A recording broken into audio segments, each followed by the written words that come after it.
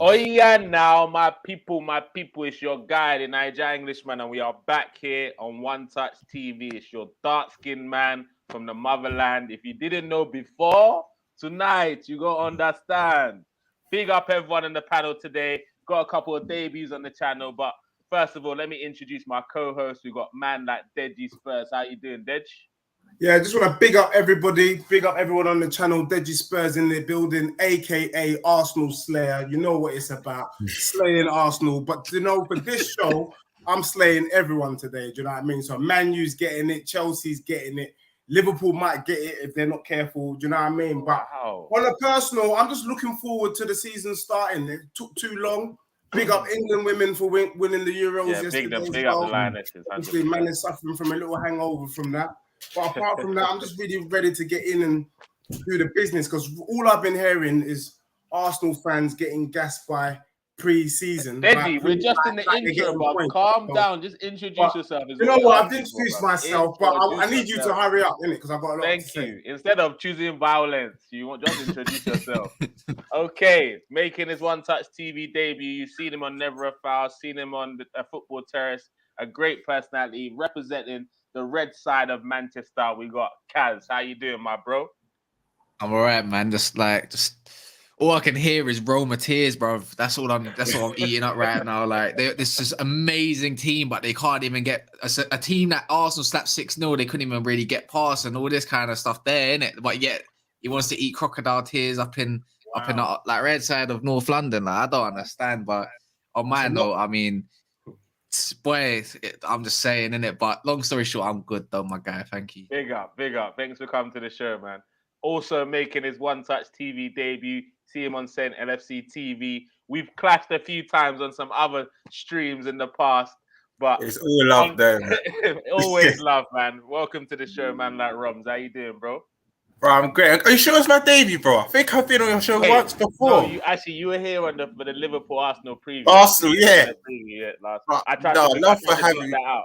Tried to block that out. Yeah, you know what? You suffer PTSD and them things, but no, man. Love for having me on Touch. You know, it's always love. Me and you always back and forth, but love for having me, bro. I appreciate it. And you know me. I'm here to represent the mighty Reds, and like, I mean, I'm quite humble. If you come for me, I'm gonna come for you. That's just how it is. All right. I don't know. You're always sending out strays for me, but we'll see how it goes today. Big up everyone in the comment section. Don't forget to like, share, comment, and subscribe. Let me check some of the comments. Welcome. Big up United family. Big up the family. You know he started again. Deji has started again, bro. We don't have to unleash him. Big up Ilias, my guy. AKA. Did I saying big up Kaz? Nah. Wait, you know what? Can I just say something? Hamilton, man. Hamilton all the time. I'm sorry to cut in, but I didn't know that we were taking teams from Holland, you know. What do you mean? You know, like we got Ajax United in the building. Yeah? You know what's funny? Yeah? You know what? I'll give you that one. I'll give you that one. You know what's funny? Yeah, bro. Why are you laughing, fam? You man grew up on Southampton. You are actually Southampton, bro. Now why are you laughing, fam? You don't have to do that. Southampton's your foundation, bro. Your foundation is Southampton, bro. So don't give me that, man. I pick up anyone that's come from Never Found that. So I like the video. I shush. How many Southampton players remain, bro? Yeah, all right, guys. All right, we're gonna get into it. We're gonna talk about Premier League predictions. We're gonna go through team by team and what each panel member thinks their team are gonna do. But I think obviously, as they're not here and we don't have a representative of them on the show, I think we should start the show talking about City, actually. Obviously, they've just come off the back of winning the title. They lost the Community Shield. But for me, I wouldn't personally read too much into that game because, you know, City tend to start off slow anyway. But, Deji, what do you think about City's chances of regaining the title this season? Do you know what? And do you think they've done the right business as well? Do you know what? I'm going to be real with you. I hope City flop. And the reason why I hope they flop, I don't like the way that they disrespected Sterling. You know, Raheem Sterling is a big game player, has been doing bits for the club, always there, always ready to kind of perform.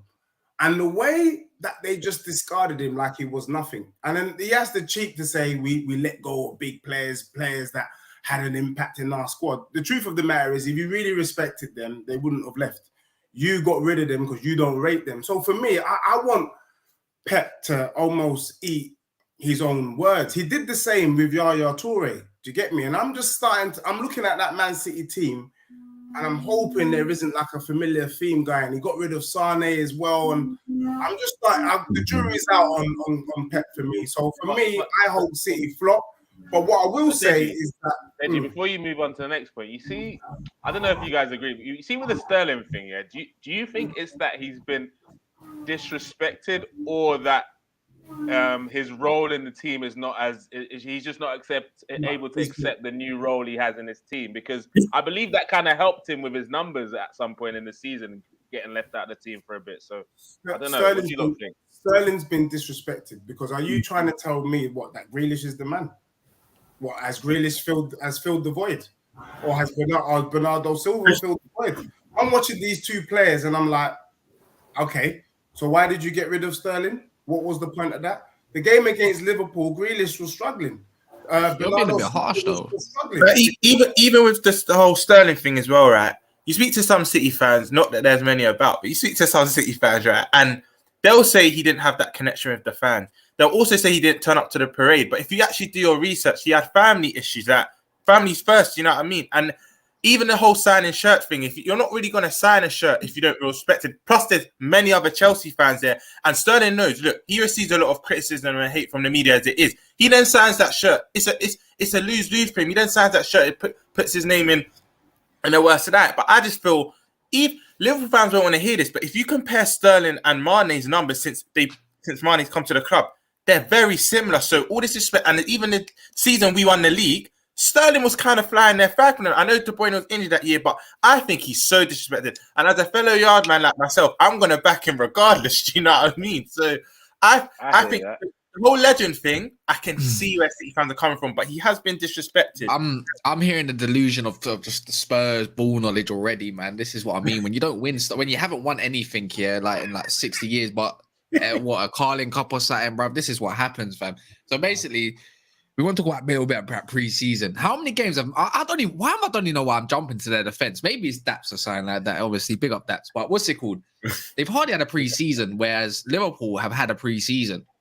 This was like their second game, is it not, Man City? So of course they're going to be off the ball a little bit. And to be fair, if we're being real, how many decisions went Liverpool's way that game? Come on, so midnight, bro, that Liverpool kind of thing's going on again. Like, I'm seeing it over and over, bro. There's at least 2 or 3, no, maybe 4 chances in that game that got called off that would have changed the tide of the game, man. Honestly, I don't want to be that guy to be like, like VAR, but you lot, bro. I hear what you're saying, man. I hear what Cass is saying, and we're gonna get into it because I need you to explain what you lot were doing with that joke. No, bro, we'll get there. We're talking about the game, but let's look at the quality of team that Man U were playing. But anyway, we're gonna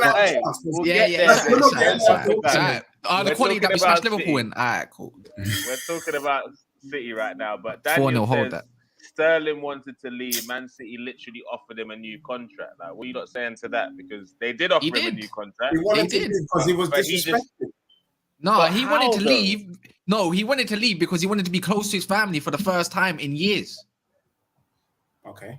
And like, I'm not joking. That's what it was. He played a lot of minutes last season, so it's not like he got disrespected minutes wise. And I think being left out of the side for a little bit helped him in terms of his form, like later on in the season. So I think maybe he was looking for a new chapter anyway. In terms of whether he's a City legend, to be honest, like, he should be considered a City legend for me. I was on a stream. I saw even Daps debating that, and also debating whether Yaya Toure is a legend.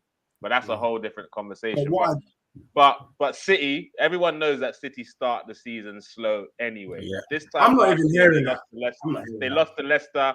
And they lost to Nunez Spurs, so you get me. So they'll probably even draw on Sunday. I'll even put money down. They're going to probably draw at West Ham, and then when it's all said and done, unfortunately, we know how the story ends, bro. It's annoying. What I will say to that comment is that's a typical Twitter comment. You know them ones there, or the ones that you read in the No, but these are the facts, though, Deji. It's nothing to do with Twitter. These are that what you we're read in seeing. the Guardian. City are notoriously slow start. No, everybody came back from pre-season same time. Yeah? Let's not get it twisted. At the beginning of July, every team's reported back. That's a fact. Yeah. So if they're not fit or they're not ready, why not? That's my question. The other thing I will say is that Haaland, he looks a beast. He looks like a beast, but also you got to put some respect on the Premier League. I don't think Haaland's going to come in shooting 25 goals that everyone was touting him as going to do. No, the Premiership is hard, and you have to play big. You have to give a 9 or a 10 performance. And if your performance is below par, you get nothing. And that's what happened with Haaland. He was below par. Okay. Based on what Deji just said, panel. I'm gonna jump in. Do you think this season is either gonna humble Haaland this season? I'm not saying his whole City career. I said, is this season gonna humble him, or is he gonna rise to the challenge this first season in the Prem? What do you reckon, Romz? You take it from there. Well, for Haaland, yeah, I think I think he's gonna get 20 plus. I even think 25 plus. I see where Deji's coming from, but City, a lot of their chance creation, they have that common chance where they go to the byline and cut it back. A lot of Sterling's goal. I've never been one of these people. It's tapping. The goals are goal. And if he's brought in to score goals, that's what I feel we'll do. One thing I will say, I don't think he's going to get any of these spectacular goals. And you know them Bundesliga goals where the line's high and then he's running back. And it won't be that thing. But I think a lot of his goals will be tapping. Maybe even the odd pen. Like, let's say De Bruyne is not there, he'll probably take pens for them. But I do think he'll get 25 plus goals because City just create a plethora of chances, and when he gets going, I hope this doesn't happen, but when he gets going, I think it's going to be scary, man. And to add a bit of context, he's hardly played for City this preseason. Like I think someone alluded to it. City only had 2 games. We had about 6. So I think Haaland's got. I think he's going to do well. I think Alvarez will do well as well. I think Alvarez will probably will look more pleasing on the eye than Haaland, but Haaland will get the goals, man. I don't know where this whole first season thing's coming from. I think he's going to smash it. Hope he doesn't know. I think the Premiership is a lot tougher than you think. Okay. But let's go. Do you reckon City have done enough business this summer, or do you still think they need a couple more? Bro, enough business. They got a super squad. Don't give me that shit. Like team is we're switching roles now. Darwin gets his name back. He's Darwin for now, yeah. Timo Haaland now, bro. I don't know what that guy was on the other day, but he was shockingly shit, bro. Man had two open goals, and you're supposed to be top striker in the world. I don't see Mbappe missing goals like that. You get what I mean? Like at least 2 of them, anyways, man. He's got a lot to prove. Yeah, I agree with Deji, man. He's probably gonna take a long time to get up to speed, man. Unless there's a team that's trying to play. You know what? I expected him to kind of ball out a little bit more because of Liverpool's high line. It didn't happen. So. Yeah, man, I don't know, man, how it's going to look, especially, I don't think he does anything against a team like Spurs. Don't think he does anything against a team like Chelsea either, really? Where you can sit. Really? You know, when you're talking about sitting back, counter-attacking football right there, yeah? And there's no space in the middle with a 5-back as well, or 3-back, whatever you want to call it. It's the same thing pretty much. You're not getting no space to do them ones. You have to lurk off nothing. And you need someone that's going to create space in the middle like a false 9 to drag a centre-back out. You get what I mean? So I just don't. I think Alvarez will be more suited. He creates some problems. Haaland's not actually that good in the air, though. Like, let's be real. Like, who you having up in the air, bro? Christian Romero. I'm having Eric Dyer over Haaland in the air. Like, I don't think Haaland's that. Like, I don't even think Eric Dyer. Eric Dyer is shit, fam. But like, I just don't feel like. I think Haaland's not that great aerial ability wise, anyways. But he's got.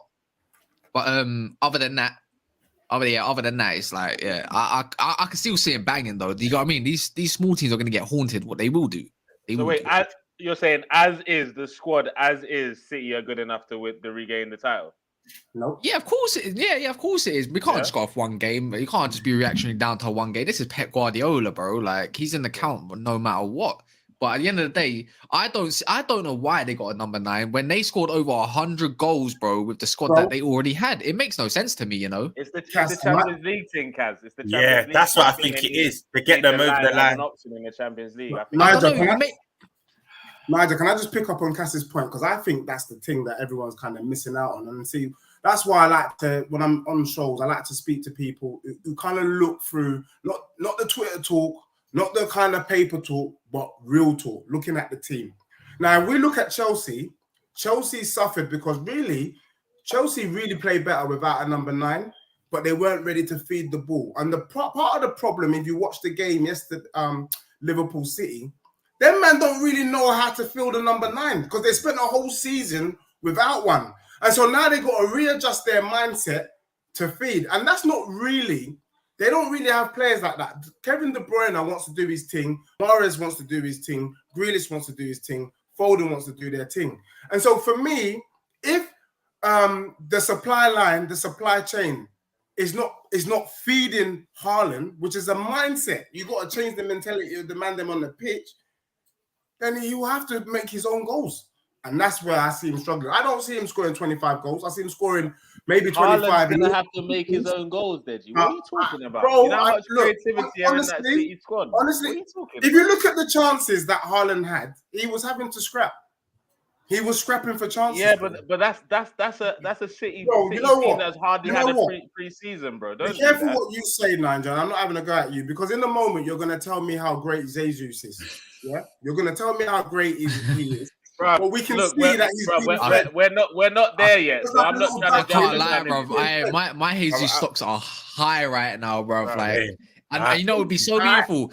It would be so beautiful if it just goes into the season that we think. So we're going to talk about pre-season Pele. Maybe you might get that in it, the Jesus in it. So you never know. You never know. He's Brazilian. He's Brazilian and all that kind of stuff. It's just typical Arsenal to go into the season and do fuck all in it. Like, do you know what I mean? Well, so it could be one of those things. Well, it could be one of those things.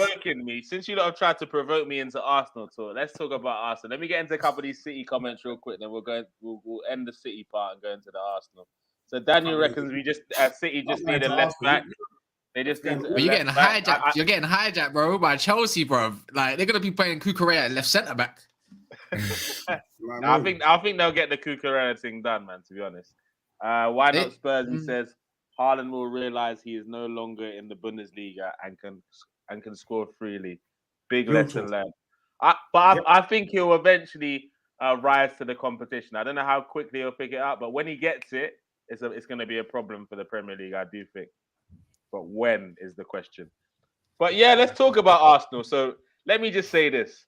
I am not part of this social media era that are gassed up about pre-season, this, that, we're going to do this, we're finishing third, all that. I'm not involved in any of that. Let me set you straight.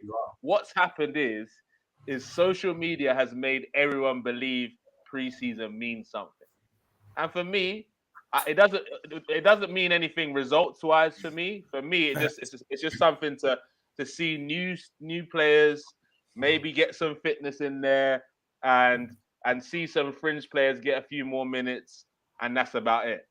Other than that, I'm not taking anything into these results. But what I will say is I've liked how hungry Jesus has looked in an Arsenal shirt. He looks like, in terms of how he chases things down, he presses defenders. I like to see that. So obviously it's going to be interesting to see how he transfers that into the league. But one thing I will say about Jesus is the fact that Arteta has Jesus. Brazilians are getting mad. Now he plays for Arsenal. The Brazilians are getting mad that they're not calling him like by his actual Jesus, not Jesus. Obrigado to all my Brazilian followers. Obrigado. Jesus. Sorry. So the reason why I'm excited about Jesus is because he's Arteta's first striker signing. So for me, you got to get that one right. If you're going to be the first striker that you sign, you're going to buy a striker that suits your style to a T. So I don't see it going wrong. I see him scoring 15 plus Premier League goals this season. You can quote me on that. What are you lot saying? Wait, hold on. Before you answer that, let me introduce one of our. I'm not sure if he'll be our final guest, but welcome back to the show. We got man like Monts in the building. Yeah, what's going on, Monts? We're a little bit Liverpool heavy right about now. I don't like that, but it is what it is, isn't it? Hey, Monts is looking like one bad bee that got wrecked last night, bro. Like, what's going on? Monts, answer to your sins, bro. Is that for another stream? For another stream. No problem. Welcome back to the show, bro. Smash the likes, my people, in the comments. But yeah, obviously Arsenal. I'm not excited about our transfer window yet. I need 2 more players for me to use the word excited. But I like some of the business we've done so far. Regardless of what, I think we have to get top 4. Whether we make 2 signings or not, we have to get top 4. No excuses for Arteta this year. I'm not hearing it. So I'd ideally like at least 2 more players. But if we don't, there's no excuses for that Arteta guy. He got make top 4 by force. What are you lot saying? I agree with you, bro. 15 plus. Happening. Why is it not You happening? heard me. You're not getting top 4, bro. You're not getting top 4, fam. Why?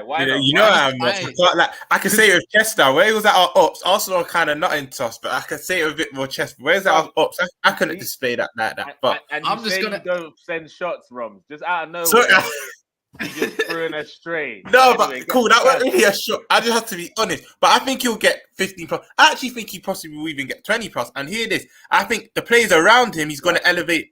Because he makes a lot of selfless runs, bro. He's going to elevate the players around him as well. He's the difference. Romz, did you say before we came on the show that you supported Liverpool?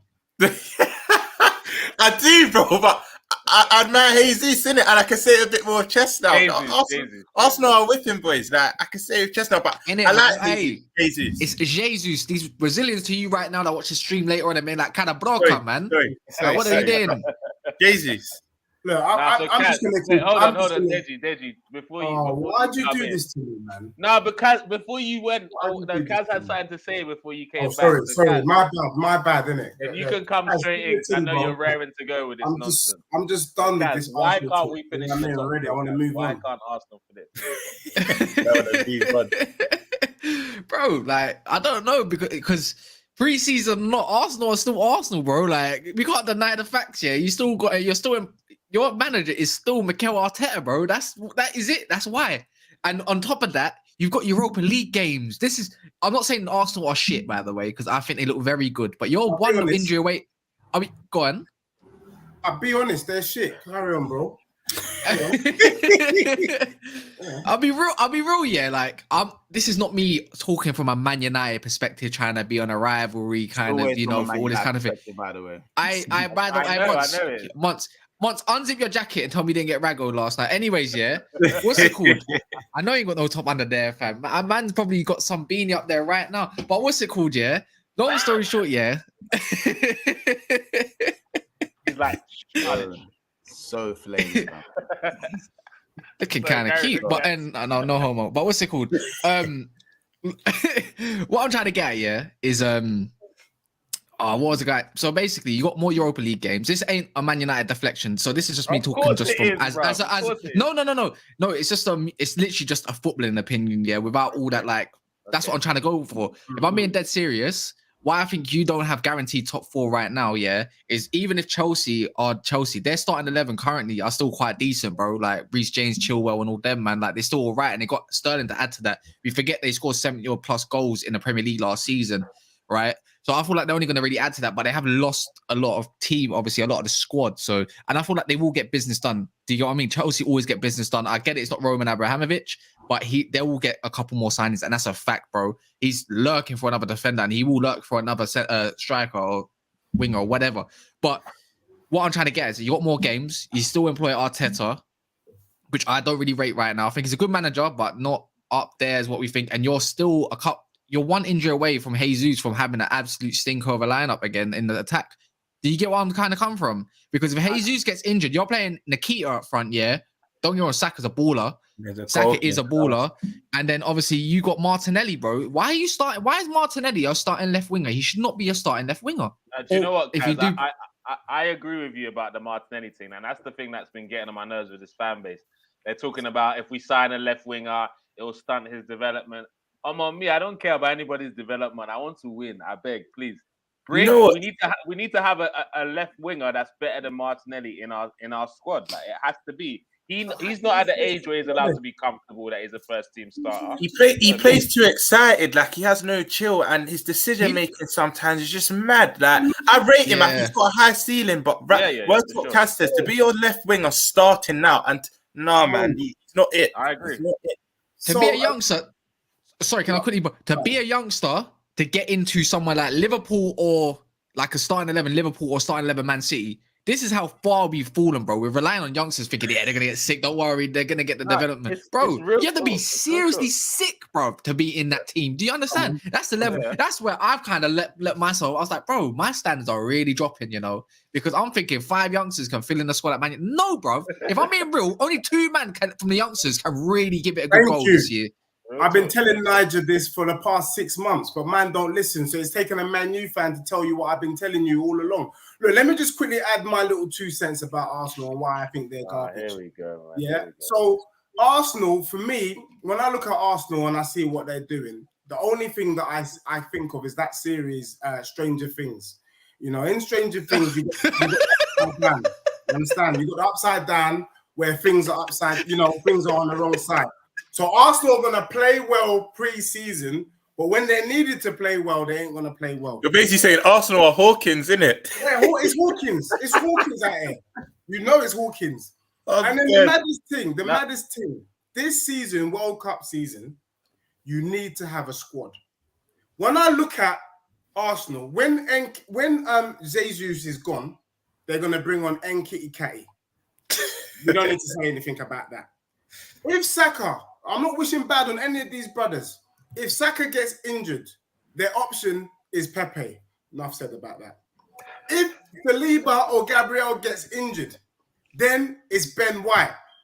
And then you're looking at their right back. Better than all your centre backs, Romero, bro. What are you talking about? Bellerin, who keeps dancing around like Carly Minogue, and then they got Ramsbottom in goal. I mean, really and truly. And then you look at their bench. Who's to come on? El Nene, Reece Nelson. And then you want to talk about top 4. Bro, I've already got here. The reason why I'm going to be predicting top 8 is to include Arsenal, bro. I'm including you in this. All right, Deji. Like, is garbage. Deji, you promised me today we're not going to do just this banter thing, bro. This is not banter. What are you talking about? Arsenal going to finish 8? Bro, are you crazy? You're still in the upside down. Were you on the bender with them yesterday? You're still recovering now. Is that what happened? Because I don't know how you can say that with your chest. Bro, hold on. As bad as you say we were, as bad as you say we are, you only finished 2 points ahead of us. Bro, I've already given you the answer. As bad as you say we are. We had Santo Espirito. But let me say this, and I mean this with the bottom of my heart. I come on here because I want your team to be competitive. Looking at your squad, Arsenal are not competitive no more. I'm seeing Newcastle and Aston Villa doing more bits than your team. And that's just real talk. That hurts me. That's agenda talk. That hurts me. That's big agenda talk. So. That's big Monts, what are you saying about all these Arsenal comments? Because Kaz and Deji are confident that we have no chance in getting into the top. I didn't say that. Don't take that out of context. I didn't say no chance. I didn't say that. I didn't say that. He doesn't think that we can get top 4. Sorry, he didn't. He said no. I didn't say that either. I didn't say that. What did you say then? What did you say? I didn't. I was basically saying don't be too comfortable about top 4. I don't think it's easy as that. Like I think you can, but I still think you ain't got enough to get over the line. But you could. But I'm saying it's not looking likely right now. Like I'm just being.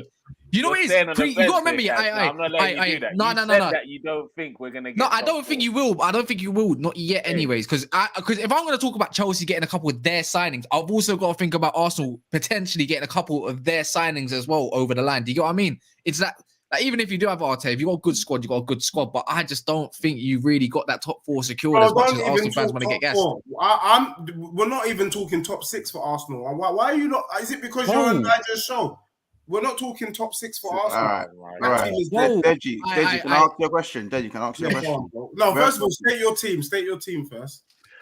Liverpool, bro. Liverpool. Respect. Come on, bro. Where are you guys finishing? Where Spurs? Before I say my piece on Arsenal, where are Spurs finishing? Let me be real with you. I'm going to be real. Don't ask him yet. No, let me answer the question, bro. I want to hear this. Because I asked him this backstage. I want to hear this. Me, real talk. I feel Spurs is going to either win the league or Champions League. But wait, what's the context on this? Hey, this is the legend. I've had a lot of. I'm so sorry. Arsenal. I'm so sorry. Hold on, let him go. I'm going to say Spurs don't finish lower than 3rd. You said no. You didn't say that. You said you're gonna win the league or Champions League. I can hear the left. What minute is this? 29. 29. Someone I get did this. that, bro. Lower than third this season. Are you mad? That's kind of never a Bro, foul. do you know Conte's record in Europe, bro? Like, do you know his record in Europe? Bro, respect the team. Respect. If he couldn't do it, if he couldn't do it, manager. Your old manager said, "Watch out for Tottenham this season." No, listen, I know you'll be a threat, but to say Champions League, if you couldn't do it, with Pogba, Marquinhos, and Perlo, what makes you think he's gonna do it with Højbjerg and Masuma, bro? Deji, our manager also. You can't even talk right now. Our manager also said Arsenal are scary. So are we going to get when we take him? You know what's funny? You know what's funny, Monts? It's my You man are going to be joining us in Europa when you get third in the group stages. You're coming with us and Arsenal. So now, if Liverpool, be careful. So this is what we're gonna do this again now. So basically, obviously, you now think that Tottenham can have the potential to win the league and the Champions League. Yes. Also, you guys think you're not finishing lower than third. Definitely. On top of that, but you have the audacity to look at Arsenal's squad and think they're not even coming top 6 and they're going to be competing with. Are they coming top 6, bro? And them man there. Now let me tell you why that is. Let me tell you why that is. That is absurd. I mean, it's an opinion.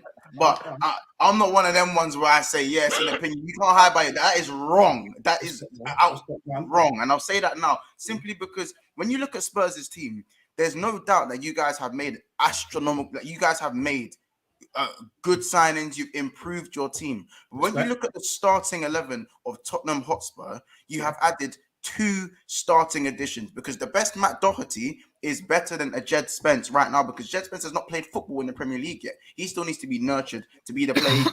Easily the highest ceiling of the Tottenham wing backs, easily, 100%. But I think Doherty, if you could replicate his form before he got his injury, is probably the best option at the moment. You look at your right wing position, Kulusevski, for me, does not deserve to be dropped for Richarlison because he's done nothing wrong. Yeah. So that front three stays the same. Yeah. So Richarlison does not start as of now. Okay. Yeah. You look at Basuma, starter. Perisic, starter. Yeah. Longley, he starts. Don't know. We don't know because everyone's calling him shit, including Tottenham fans are not too sure about him. But we called Bentancur and Kulusevski shit, and look what happened. But that's what I'm saying. Monts. Let me finish. You got maximum 3 and then 2 definite starters, and the other one's kind of that one.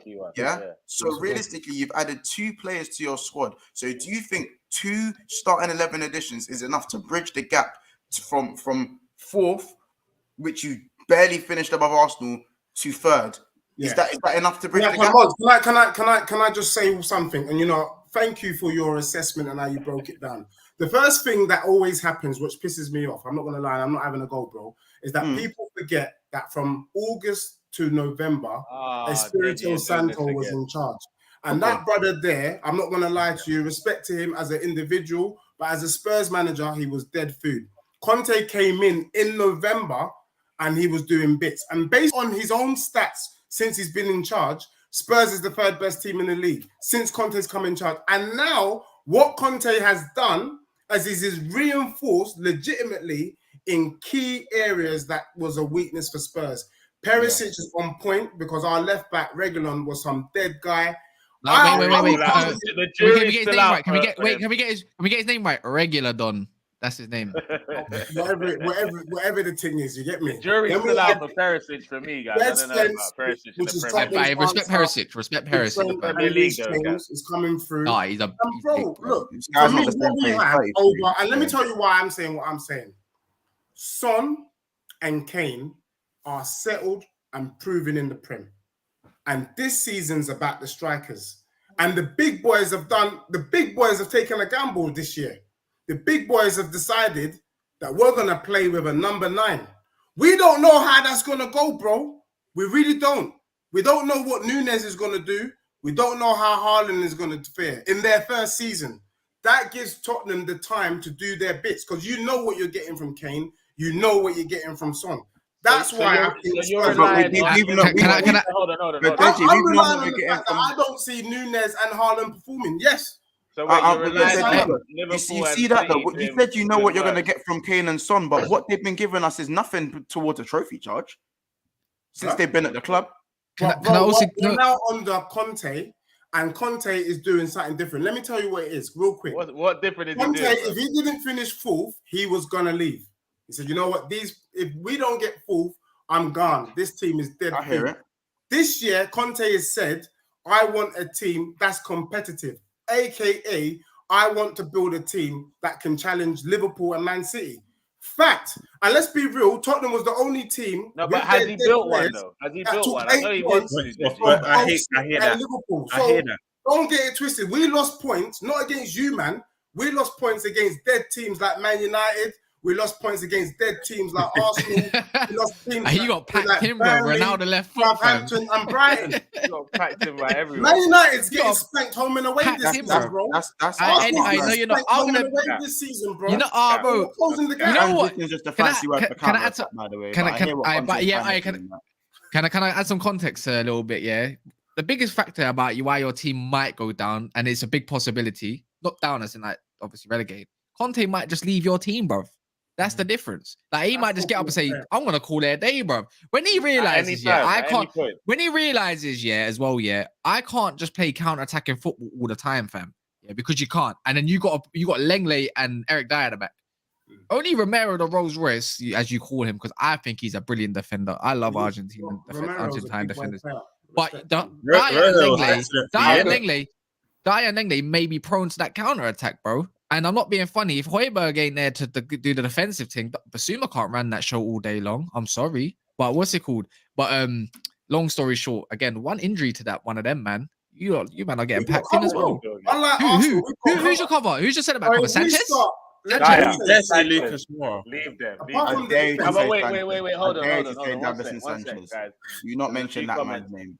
But can anyone who's in the comment section from Never a Foul, can you let us know if before this summer, if Kaz ever said he likes Argentinian defenders? Can you please let us know? Because you like Rojo then, Kaz? I love Rojo. Every Man United fan. I've never said on stream, but I've always said I like Argentine defenders because they hit hard. Rojo.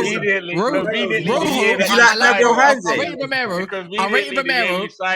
Hey, of course, bro. I'm backing my boy, but if anyone was Argentines, they're all aggressive defenders, bro. Like Zabala, all them man were. Gabriel Heinze, did you like him? Yeah, of course I did, bro. You even wanted to come to us, trying to force him to come to us. Anyways, long story short, he was a baller, bro.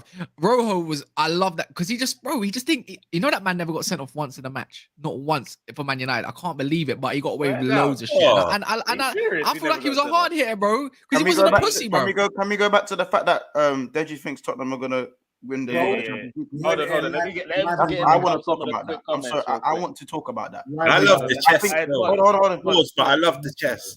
This is what we'll do. I'm just going to get into a couple comments and then we'll go into the Tottenham part real quick. So Daniel says Arsenal has better centre-back options than Spurs. Only Romero's quality. I agree with that. I don't think anyone else in the panel other than Deji. You would agree. You would agree with it. You would agree. Does everyone other than Deji agree with that comment? That's a what? It's a lazy comment. Yeah, Arsenal. Yeah, that's true. The only good option. Yeah, that's the only good option. Yeah, Arsenal do have better. Saliba, Gabriel, and Ben White for me is more balanced than Ben Davis. Ben White's another Eric Dyer that can play ball, bro. Don't do that. Romero and Longley, who is a but them three, they conceded less goals than Arsenal, though, bro. But you're saying it's more balanced, but actually, Saliba just came in. But that's as a collective. I'll say that. But you know what, Deji? Yeah, let's be real. Before Romero came in, Saliba's came in. I'm talking about adding Saliba to the addition. Because before Romero came in, your fans wanted Dyer and Davies out, and I can't. Like, since he come in, he lifted them. That's what centre backs can do. They can lift players around them. But before, as a unit, I'd say they're solid. But if you're talking individually better than Arsenal, bro, it's probably only Romero, bro. No, you're right. No, you're right. As individuals, Arsenal are right, but as a unit, them man. No, I have to disagree. I have to disagree here. Yeah, I have to disagree here. You know why? Yeah, we all. This is why we call it Ollie tax. Yeah, we play counter-attacking football under Ollie in his first season, right? And we finished second. This is why I know if you're a real football fan, you know it was never going to work, fam, because this guy wasn't going to coach nothing. bro. Even when we got second, I wasn't gassed, bro. I knew it was going to be a disaster. I think a lot of Man United fans knew it was going to be a disaster, bro. I love that guy, man. I love the difference is, you man playing counter-attacking football, bro, and you're playing 5 at the back. Of course, you're gonna concede less. But don't get me wrong, you've done the thing up front as well, because obviously that front three is very dangerous. But at the same time, when you're playing 5 at the back counter-attacking football, you can't play counter-attacking football in Champions League, you know, and all that thing. And you think you're gonna do that? Like, you think you could do that all the way to the final? It's gonna be a lot of leagues. Kaz, you're spot on, because at the end of the day, remember, Arsenal and Spurs. I'm not just gonna put it on Deji. Arsenal and Spurs both played like 40-something games last season, because Spurs obviously, unfortunately, they easily would have won that. They easily would have won that Conference League. He didn't want it with their eyes. But I'm saying no. He didn't want it. There's a reason why they didn't win it. They would have won it with their eyes. They would have. Listen to my brother, Monts. If anyone could mess up, I need you to land. Bro, they would have won the thing, man. Come on, man. Look at the quality that was in there, man. Come on, respect to bro.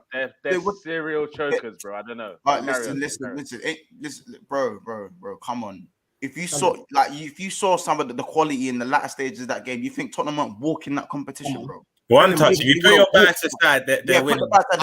I mean, Montz, Roma did beat them in pre-season, and they would have probably beaten them. So now you want now we're gonna pick. Yeah, I'm just saying that Mourinho team would again. You think Mourinho against his old team ain't gonna come hard? Counter attack in the final. Counter attack just means one or the other, 1-0, one either way. It's throw of the dice, man. Either way, Tottenham will win. It would have taken a catastrophe for Tottenham not to win that. They would have won it. Unfortunately, you know what I'm saying? So for me, Arsenal, you man went out nice and early as well. So eventually, you lot didn't play too many games. Now, I think the only way Tottenham go and really get that third spot is if they go out the Champions League in the round of 16. If they stay in the longer you stay in the Champions League, the harder it's going to be to juggle everything else. Because even though you've upgraded the squad, it's now more games to play. So it's about the squad as opposed to the starting 11. As a squad, I reckon you guys can be in and amongst top 1, first, second, and third all the way up until Christmas. You've done it with Mourinho. People forget when Kane and someone on fire under Mourinho. You remember top of the league until you played Liverpool. Do you know what I'm saying?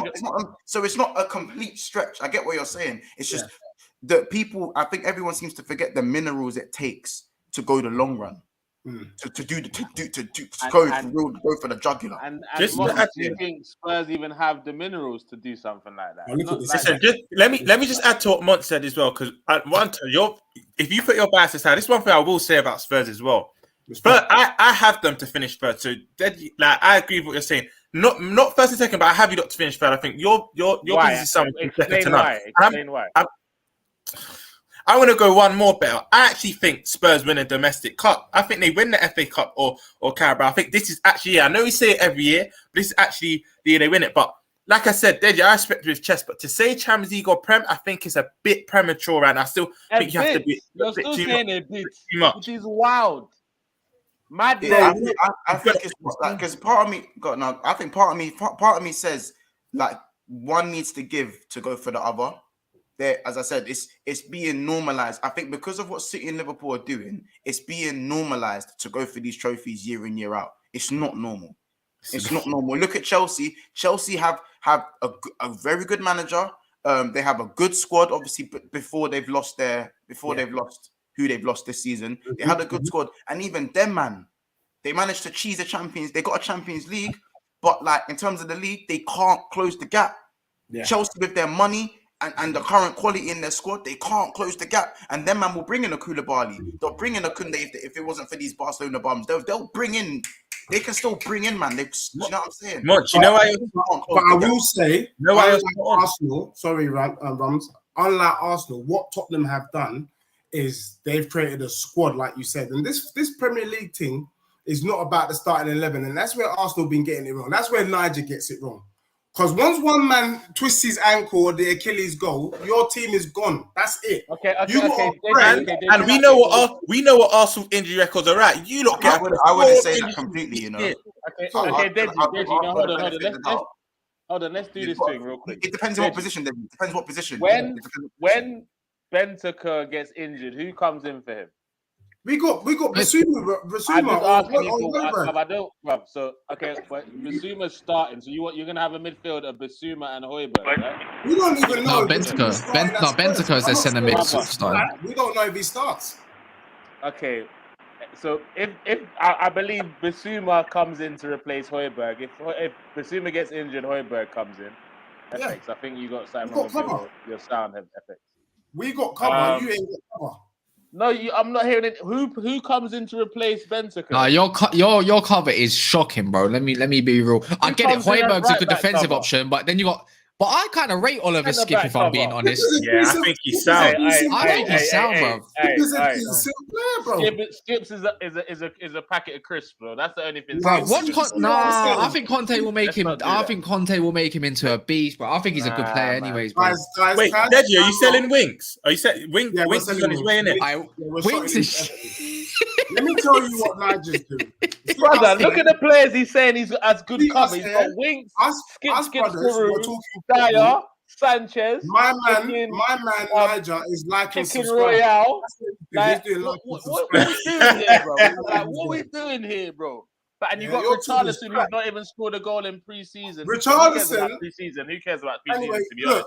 But the season starts this weekend. I don't know what this guy is talking about in terms of debt. Hey, Deji, you don't have no debt. Everything you said was on point. I really hear what you're saying, but I think the thing that we got to keep not do is that the media and everyone has got into this comfort zone where it's Liverpool City, as if they can do no wrong. And I've just told you, man, that both teams did the same thing this season.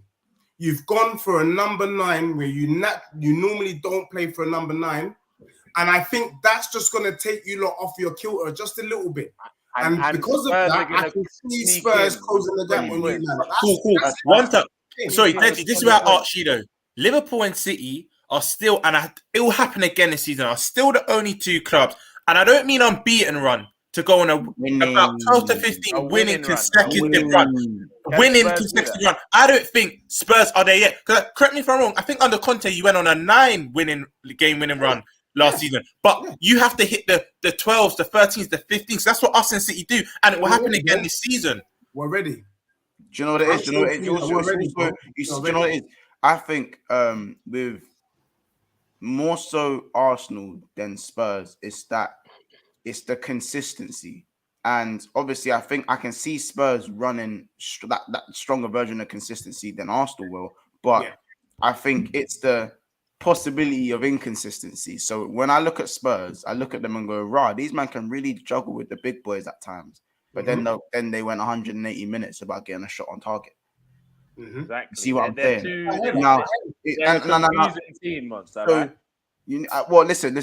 Listen. Arsenal and Tottenham rivalry. I'm gonna say Arsenal. You man are worse when it comes to it. You man needed to do 1, 2, 3 to get to top 4, and you man somehow ended up doing 1-1-1. I don't know how you did that. Do you know what I'm saying? How you going and beating Chelsea and then losing to Southampton and all them, man? This is why I worry for you, man. But what I will say is, I wouldn't say your squad is thin like people make it out to be, because Riera is a very good player that people are not talking about. And if Odegaard does get injured, I think he slots right in. I think ASR can slot right in. I think in terms of the front line, you've got space for maybe one injury, but there will be a drop off. I think the only thing for me is that midfield. That midfield for me is thin. Paper thin. That midfield is paper thin for me, and I think to be fair, is it thinner than Spurs' midfield though, Monts? Of course, no. Spurs' midfield is thin, but the difference with Spurs, they play 2 midfielders. So realistically, like Skip can do it. Skip can do a job in it. And I think that's all they need. Is Getson still at you lot? Getson Fernandez, or is he gone? No, he's gone. But Skip is better than what people think he is. I can't believe people. I think Højbjerg is the one where this system doesn't suit him. Under Mourinho, Højbjerg was the guy. One stream. What is going on? I'd go Skip over Højbjerg. In my opinion, that's the first choice. It doesn't probably work like that at Spurs. These men know their football. They even know about. All right, guys. Wait. Pause 1 second. Before we move. Go on. No, I was just saying, but I think Arsenal squad isn't as paper thin as people think. I think Zinchenko is brilliant business. Trust me, Riera is gonna shock people for me. That guy's a baller. Can I just jump in again quickly? One player Spurs have as well, he's special. Deji can let me know if they're going to loan him out again. But one quality player Spurs have, and I watched him at Valencia, is Brian Gill. Brian Gill's another player that man can't really sleep on. It's just he's not ready. I think he's technically sound. I think if you give him a run of games and build his confidence, I think he can do a thing. However, I think Spurs will loan him out again, but I'm not too sure on that one. We'll loan him out simply because he's not strong yet. So he's technically gifted, but you know, in the Premier League, you got to be able to ride challenges. And we're not too sure if my man can ride challenges. He's been out in the Liga where you just do pass and move. Here, you need to do rumble. If you're not ready to rumble, then you're not ready for the Prem. So I hope we keep him because I think he is our answer for that creativity. But my man needs to go to the gym. It's as simple as that. One second, let me just get into some of these comments. There's a fair comments to go into. And Deji's very popular in the comments. I don't know who's that making. I'm not popular in the comments, mate. Deji is smoking something seriously. He is slating all the other clubs and saying Spurs will win the league. Mad banter plenty. Big up the United family. Who else we got in here? He's man, all right. Can we get on to Man United? We will. Spurs will finish third, but they ain't touching the top two. Okay, fair enough. I agree with that. That time took 6 from City. So yeah, I think they're just bigging you up, getting 6 from City and doing nothing with it. Great, Tottenham. Conte is the savior of Tottenham. He's going to take the field himself and beat City and bring them the Premier League title. Yeah. These men talk about Conte like he's already won 10 trophies at Spurs. And it's like, to be honest, Jose, a serial winner, came to Spurs and you lot sacked him before the trophy. Jose's crap. He had. So that was bad though. You should have let him have the final. To be fair, if anyone could have won that final against Pep, it was Jose. I'm not saying he would have won, but if any manager could have won off, we couldn't keep him another game longer. Man. Well, there's another man that could have won that against Pep, and I don't think he lost against him. I think he lost against one. This is me being shameless. Ole Gunnar Solskjaer. His record against the big team. Yeah. That's a mad stat, bro. Does that Spurs fan realize that Liverpool nearly was perfect from January onwards and still couldn't win the league? Spurs don't have that level of consistency. I think that's what Montz and Romz were saying earlier as well. So wait, FX, Mr. Chelsea, late to the party, just like you lot have been to the transfer window this year. So we weren't surprised to catch you late this time. How you doing, bro? Okay, a little bit delayed. See, I'm good. Can everybody hear me? We can hear you, but delayed, just like your team. Can everybody hear me? Rejected just about, FC. Bro. Just about, but there's a little bit of a delay though. I don't know if you want to jump out and then jump back into the studio, bro, because there's a bit of a delay. So I'm going to drop you out just now. Man's on Tesco Wi-Fi, bro. Big up. So let's talk about... Yeah, we'll leave Liverpool to last. Let's get on to Ajax United. Let's talk about Man United. You can't get onto nothing with your trophyless club, man. I had man commenting on Donny's performance yesterday against that crap Spanish team with a 50-year-old Falcao. The bar is on the floor for these, man. The bar. I don't think so. Nah, it's not. It's not because did you watch the game? I watched the game. And I get it. Vallecano played their hearts out and respectively to them they did, but I don't know how many fucking chances we wanted to waste, and I don't know how many chances Chong wanted to fuck up. Yeah, because I'm not joking. A lot of attacks came down that right-hand side. Yeah, and I'm not kidding. If anyone watched the game, you know Chong was absolute disaster class, bro. The midfield was fine. We won the ball back. It was fine, bro. It was Alex Telles and Chong out there doing their work, what they do best, anti-United, didn't it? Like Alex Telles was bad, bro. Bro, Van der Beek set up chances. He won the ball back high up in the final third. Ronaldo missed a couple one-on-ones as well. Like, let's face it, Ronaldo's first game out, I'll give it to him, whatever, innit? But all of that kind of stuff, it was diabolical from that part. Because you know what? By the same time, I can be critical. We should be smashing that team. But like, I'm gonna preseason is something. But as I said, for me, preseason has never been about the result, unless it's a little bit shady. It's about how the team play as a whole, in it. And if I had to look at the performance as a whole, it was decent, but it wasn't good enough. It wasn't good enough. That's what, when you look at the team, that's when you're missing quality, bro. Like your Sanchos and that, like that. You're missing the actual quality, like in the team. You need it, bro. Like you do need it. Like, and it goes to show. it's kind of like this thing. Oh, it was good. It was a better performance. Like it was one of the better performances, bro. It's not good enough, bro. We need 9 out of 10 games, like consistently. You get what I'm saying? Yeah. And we don't need 7 out of 10s. We don't need 6 out of 10s. We don't need passengers, bro. If you want to be a top team, bro, you need to start dropping these 9 out of 10s, these 8 out of 10s, and a 7 out of 10 consistently because it's not good enough.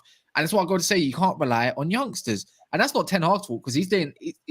I'm seeing football at United for the first time in actually since LVG.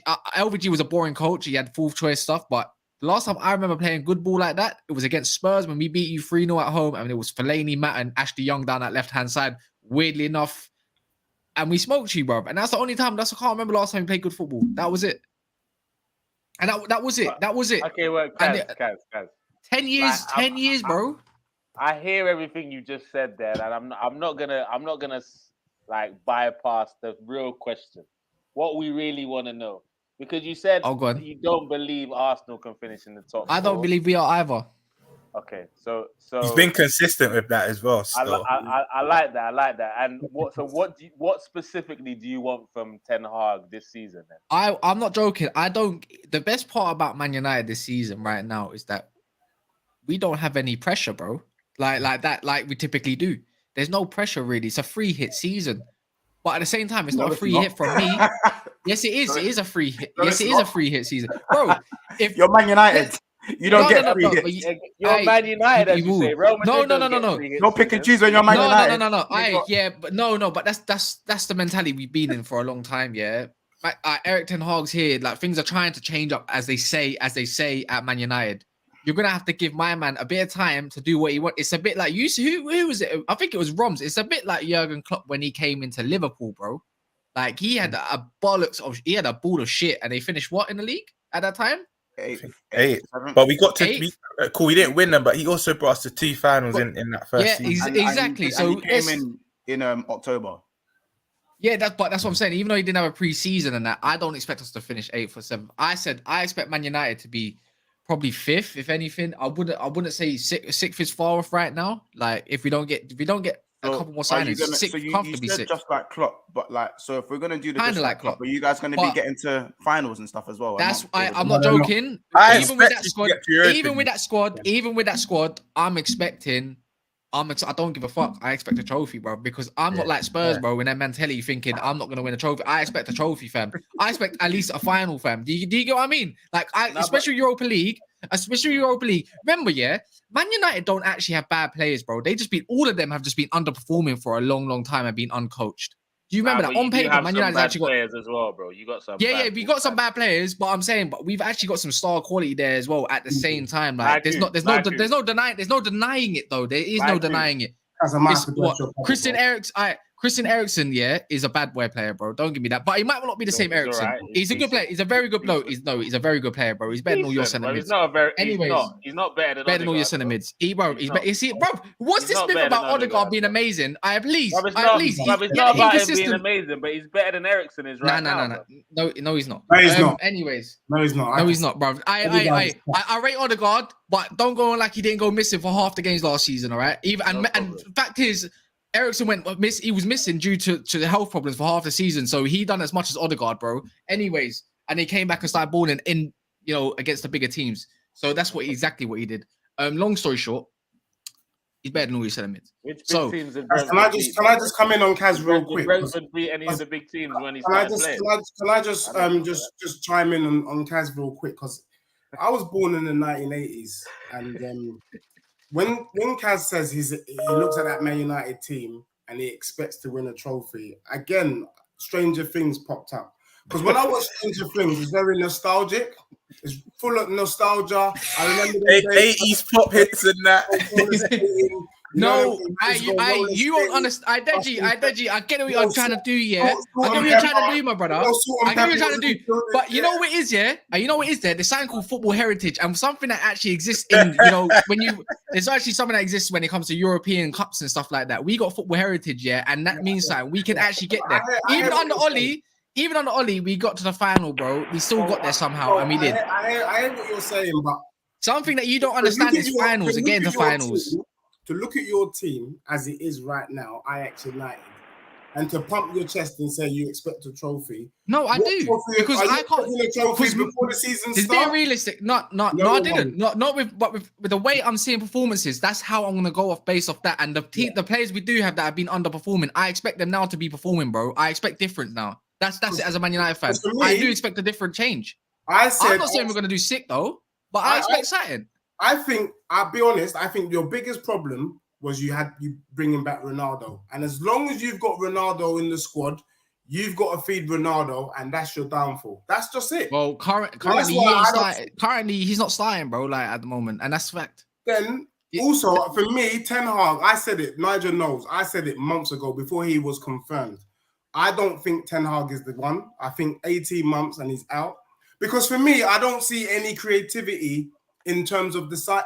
You man want to sign Ajax, old and present. That's how you want to build the Man United squad. Let me put this here. Yeah, I'm not saying we got the most creative midfield ever. Yeah, I'm not saying we have that. I don't say that, but neither do you, my brother. But anyways, it works though. You're relying on two players and a bit of Kulusevski to give you something. So that's the reality. So it can work. Anyways, it worked. But how long? Purple patch fuming son. Okay. Anyways, it's been working. It's been working. Anyways, and I'm going to tell you live and direct on this show. Tottenham spank you home and away. How about that? I will see.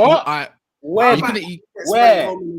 When? How? Ajax United, to be honest, guys, I'm not trying to be disrespectful to you, my bro. Deji, but really and truly, you man are down there with Brighton, Crystal Palace, Aston Villa. That's the sort of show you should be on, bro. But you should definitely not be talking about top six. You're talking about middle of the park. We're talking about Champions League. If we want to talk about Champions League, yeah, you're not in. Why you think you're winning Champions League, bro? And you want to come to me about delusion and all this kind of stuff, bro? You're not even in the equation for trophies, fam. Bro, we're in the Champions League, so we have a chance to win it. You know what the difference is, yeah?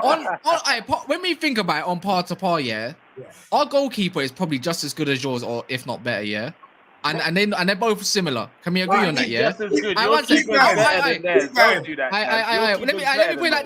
like this. On paper, this is just by paper right now, yeah.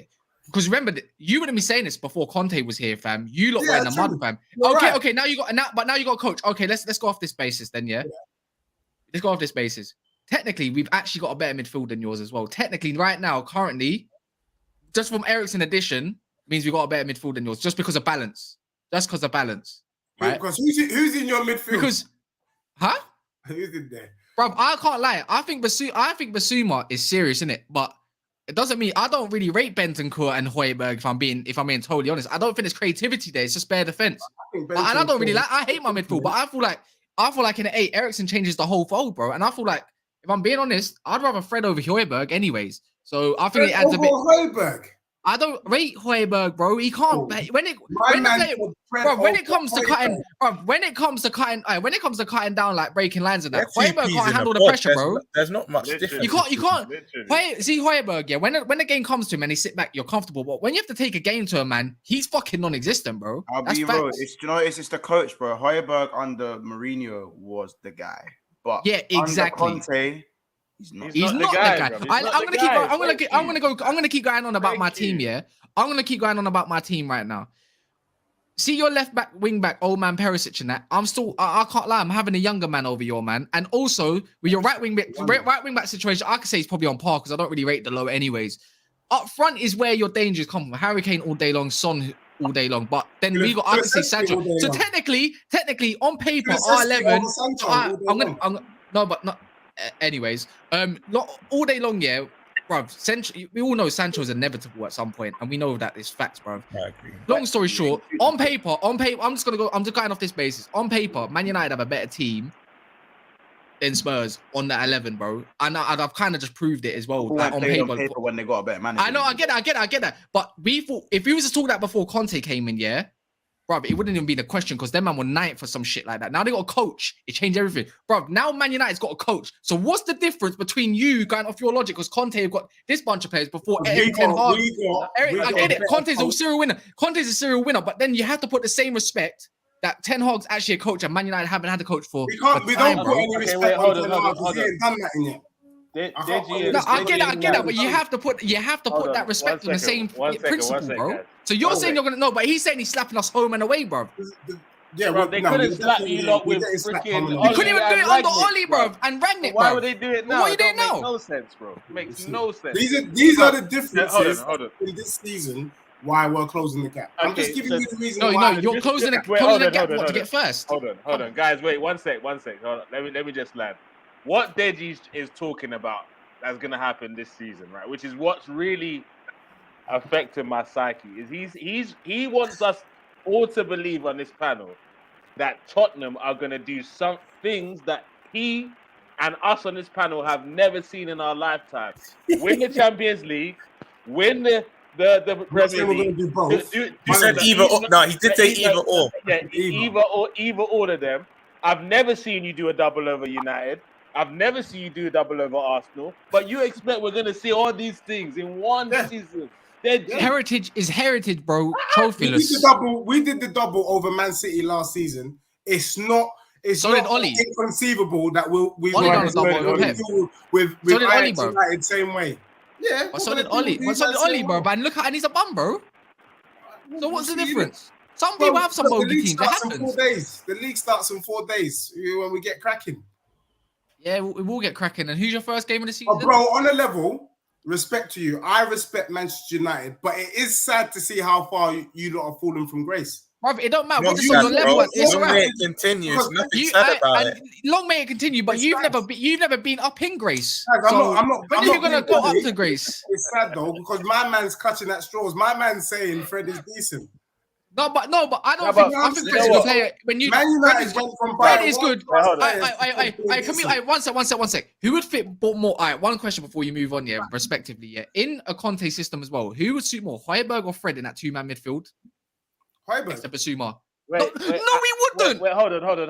Kaz, wait, hold on. I can't stand Montz and Romz. Who's a better baller, Højbjerg or Fred? In a Conte system, in a 2-man midfield, by the way. There are 2 peas in a pod, bro. There's not much. No.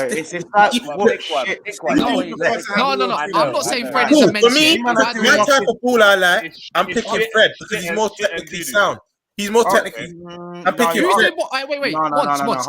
As a box to box, you play football, Monts, here. This is battle of the bums. But for one, exactly. Battle of the bums. You're not far off that with your old men in your midfield, bro. But what's it called, yeah? How about this? Sorry, no. I have to. Cool. I'm not gonna give one context and give the other one not context. For me, Højbjerg come from Southampton as their best midfielder. He's coming to Tottenham. He had a good first season under Mourinho. The change in manager hasn't suited him, but there's still a player there. That's what I think with Højbjerg. With Fred, a man has come in, the same time that Naby Keita come in for like a similar price and has taken 4 seasons to be half decent. Fuck that, I'm taking Højbjerg, fam. Fred is not. You're clutching, bro. He's Wait, Monts. Fred is showing something after playing over 100 and something appearances, fam. That's not good enough, bro. That's not good enough. Wait. Teams are too good to have a bedding in period. Man's been bedding in for 3.5 years, fam. No, but you can add system tax that because for Brazil, Fred's a completely different player, bro. So I care about Brazil. What we did. Wait. I'm a different player for Brazil. Me. Trent don't play. Wait, bro. You're Monts. Now, Monts. You're doing this thing where you go into the space of this Monts space of like, I'm gonna be stubborn with this one because my man said Fred. Let's be real. We're talking system now, yeah. In a system, is Højbjerg doing the box to box because he's not a box to box either? Okay, wait. I said in a Conte system, who's performing better? Fred with a left foot as well on the next in a 2-man midfield, or Højbjerg and Basuma, or Fred and Basuma. Who's doing more? Who can win the ball higher up the pitch? Fred's probably gonna look better now. Okay, thank you. That's all I wanted to know. That's all I wanted to know. But that's what I'm saying. Okay, but he's saying his shit. We're taking too long. This is importantly a middle. This is a middle. We're taking too long. Guys. Yeah. Hold on. Put Fred in DM, and what's he doing then? Pause. We've gone crazy. We've let Chelsea. Not Chelsea. We've let Man U and Tottenham just take over the whole stream. Like, let's all fall back, calm down in it. First things first. Kaz, do you think that Spurs are going to finish higher than Man U this season? Yes. Yeah, of course, I believe that. Respect that. I rate Conte, bro. And you know, respect. I think actually they have a very good chance to win a domestic trophy, but not the Prem. I think they will win a domestic trophy, whether it's FA Cup or Cardiff. I don't know which one, but they'll win one of them. I stand by that. I think third and a domestic cup is a very for Conte. It's not like for his personal goals and that. It's not because he's a serial winner. He just wants to win leagues. But for Spurs, that is an amazing season. Third and a domestic cup. You'll take that now, Deji, won't you? You back my hand off. I'm taking that now, but you said something key for Conte. That wouldn't. It's not, and that's why I think he could leave. That's why I think. You know what? He could even go out on a high. If he gets to the domestic trophy in third, he's like, look, this is good for this club, but I want a league. He might be like, look, I'm going to leave on a high. I've given you what you want. Then I think he'll be on his way. But that means he's a pussy, though, because he can't compete with Pep and that. Then he'll be known as the guy that ran away from Pep and competition. I don't think Conte cares about that. Like, he doesn't care about competing with Pep. He just wants to win. And he can't really win that. He can't win the league at Spurs. Like, you know what I mean? So he's not going to stay there long. Guys, boy, that was an interesting mid-off. Like, Deji and his chest unnecessarily. You're going like you're not a part of the mid-off either, bro. Bro, well, I clearly wasn't. You lot were going back. No, but I mean, like, don't call it a mid-off with chest. You're an Arsenal fan, bro. I'm finishing higher than both of you this season, though. So I'm good. Wait, what? You're finishing third? I mean, look at that. No, Spurs are finishing fifth, bro. What are you talking about?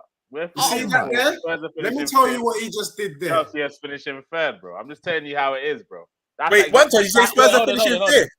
Spurs is finishing fifth. I don't know why everyone's so excited about this. Spurs. This is agenda-driven. Hold on.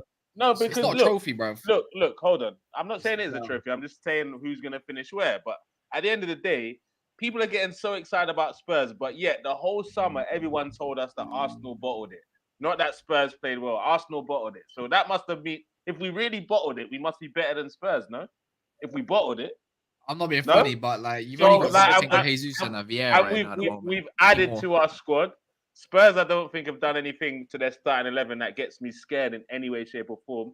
But other than Bissouma, I mean, bro, since Conte's come in, other than Bissouma, they've not done something to get me. But word to what Deji said earlier, since Conte came in, I think they're only a few points off us and City. You can't really be saying that, bro. Okay, I hear you, but wait, watching their games, there's not enough in their play in their games to get me scared. Games? Which games? Pre-season? I'm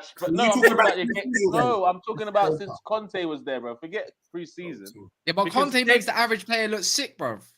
No, but what I'm saying is, that's why I think we're shot. The teams that played against Spurs, it wasn't like Arteta. You still employ Arteta, bro. Hold on, Kaz. Can I land, please? I beg. Nah. So the teams that played against Spurs, they didn't play any teams off the park.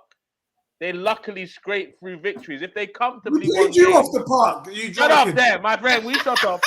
Yeah. Listen, what's up? I don't even want to really back Deji like that. I'm not going to say they didn't play us off the park, but they played very well when they come to our place. I think you're being very disingenuous, because Spurs performance at the Etihad and Anfield, you can't just overlook that, bro. You can't. Okay. So did Spurs have a good season last season, or did Arsenal bottle it? Answer that question. Arsenal bottled it. Yeah, and they had a good. No. I'm not. No. It's both. It's both. No, it's both. It's both though. No, it's both. No, Arsenal. It has to be one or the other. No. Arsenal did not just.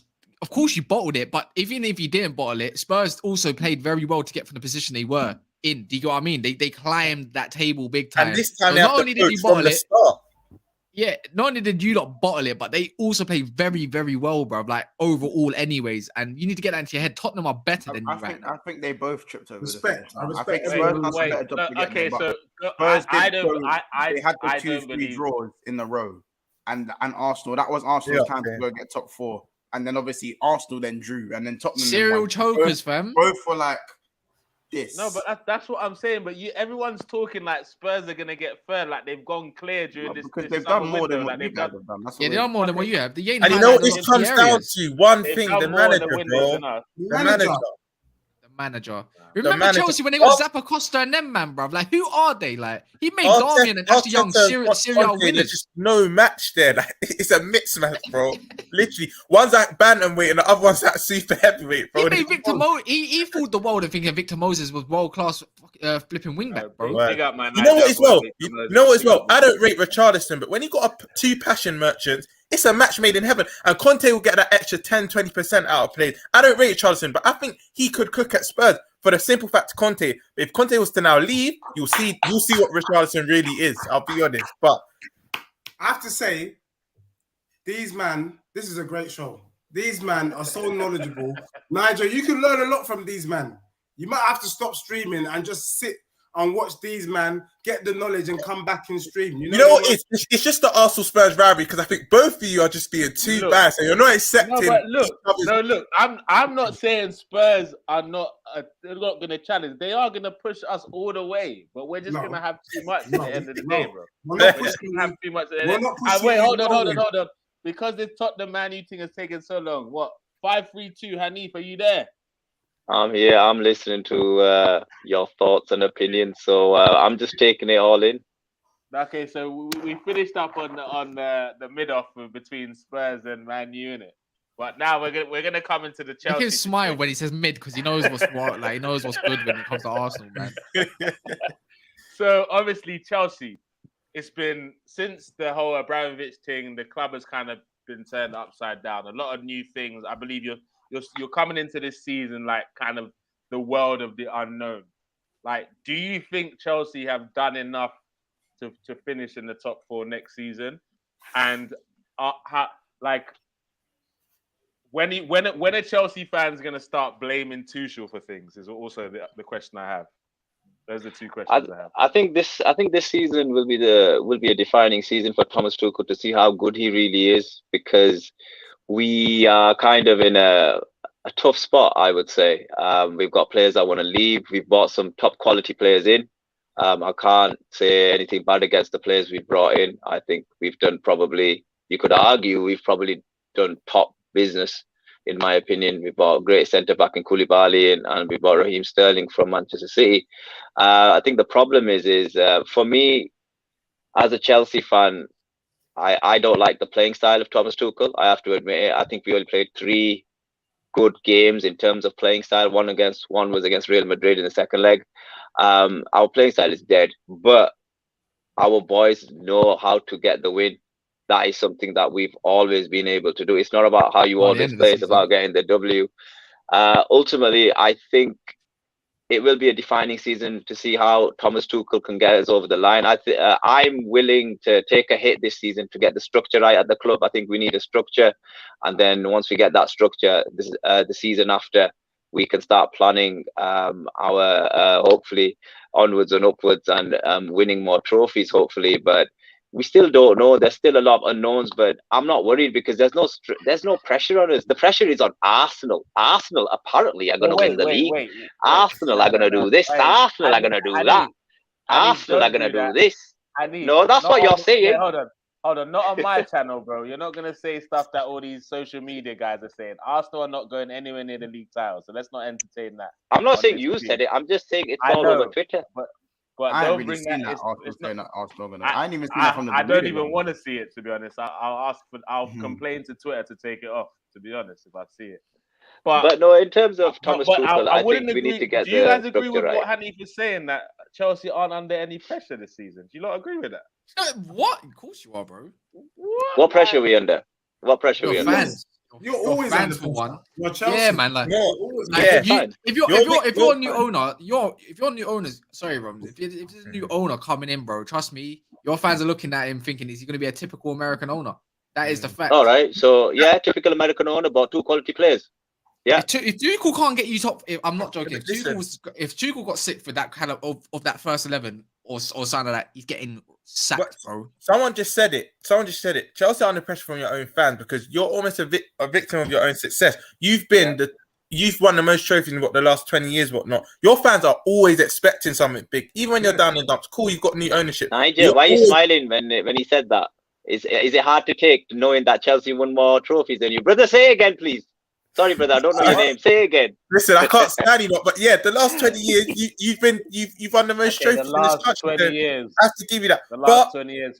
With new ownership, Abramovich is probably the worst owner to take over from because of the success he had. So, you know, definitely under pressure. You can't just try and sweep your team. I don't think we're under no pressure, man. There's no pressure. I just think it depends on.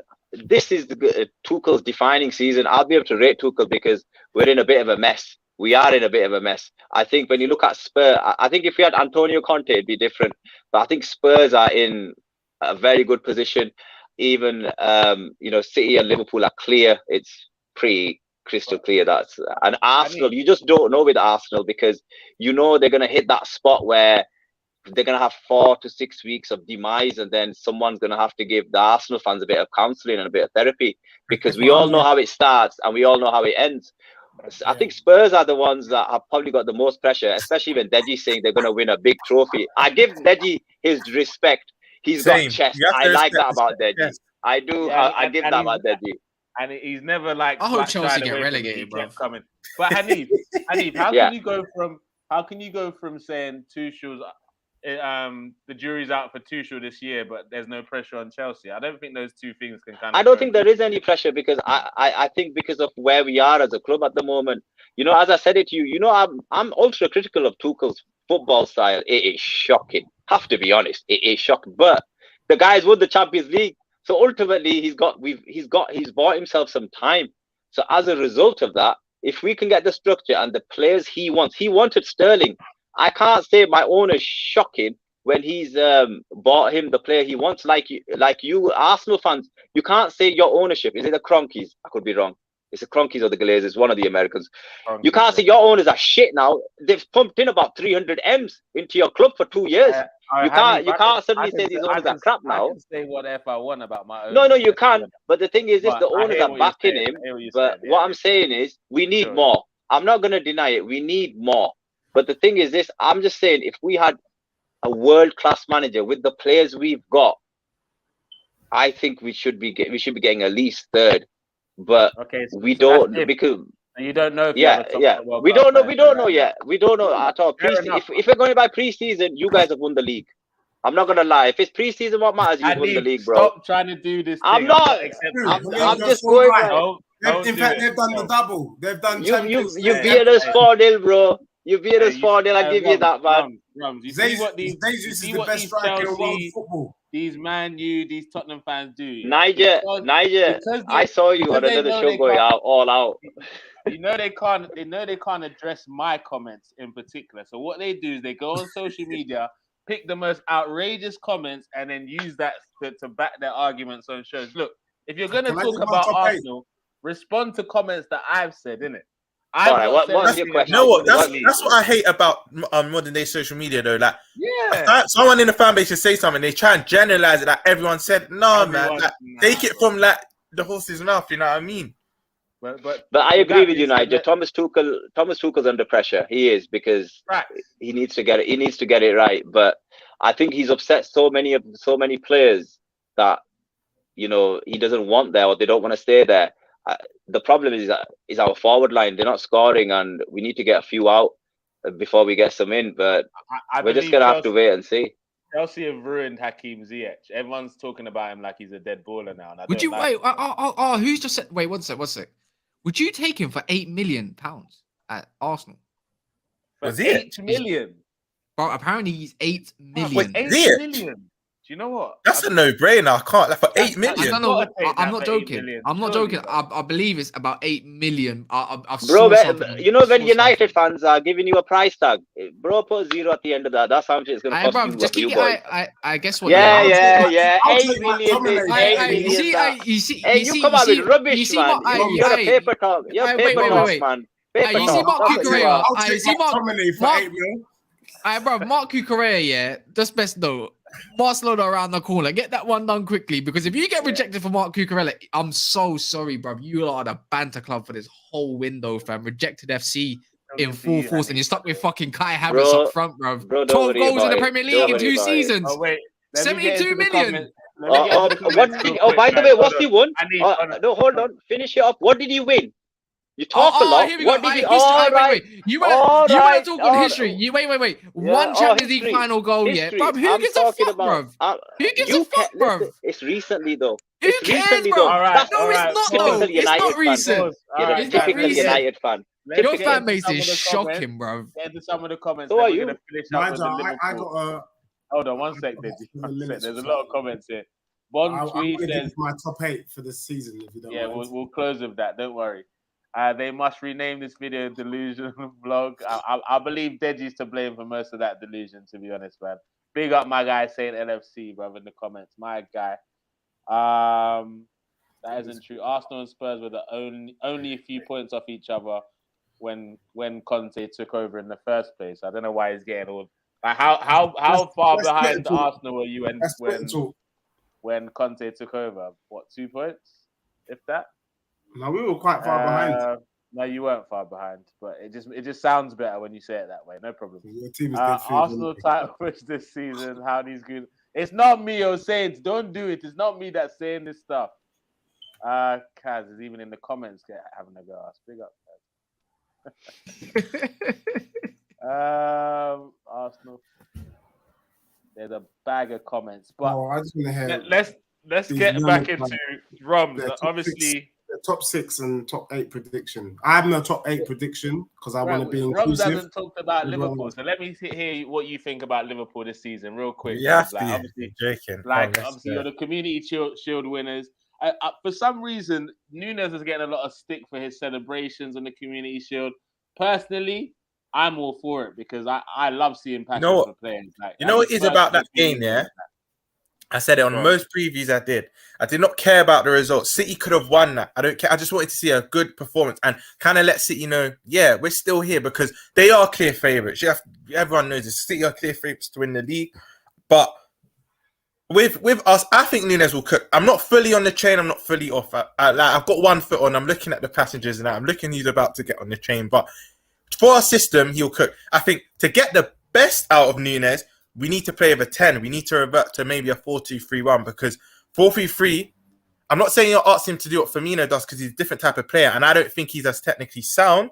However, I think it was a Salzburg game, no, the Leipzig game in pre-season, when we did play with a 10 and he was knock it down to Carvalho had the ball, was carrying it, and we scored one of our goals for that. So I think if you have a number 10, you'll see the best of Nunez, but he'll score anyway. We create a plethora of chances. Nunez will cook. I wouldn't say 20 plus goals, but he'll get between that 15 to 20 goal reason mark. But with my team, we know what eludes us. We need a midfielder, bro. We need a goal scoring midfielder. We need an 8. I don't think we're going to go back into the window. Some of these Liverpool fans are under this illusion that Bellingham's coming now. I do think we could sign him this summer, but it'll be similar to what we did with Naby Keita. We'll agree to deal this summer and it will come next summer. But we need a midfielder. But right now, the way I'm sitting, I love my club, but we're just going to be the first to lose again. We will be there and thereabouts. I think it'll probably be a point or two off again, but I don't want. I'd rather finish 4th, 20 points off, than to finish a point off again. I can't take it, bro. I actually can't take it. But bro, what's wrong with your midfield? What's wrong with it? We don't score enough goals for our midfield, and like football evolves. I think that workman-like industrial midfield 3 now, it's not working against low blocks.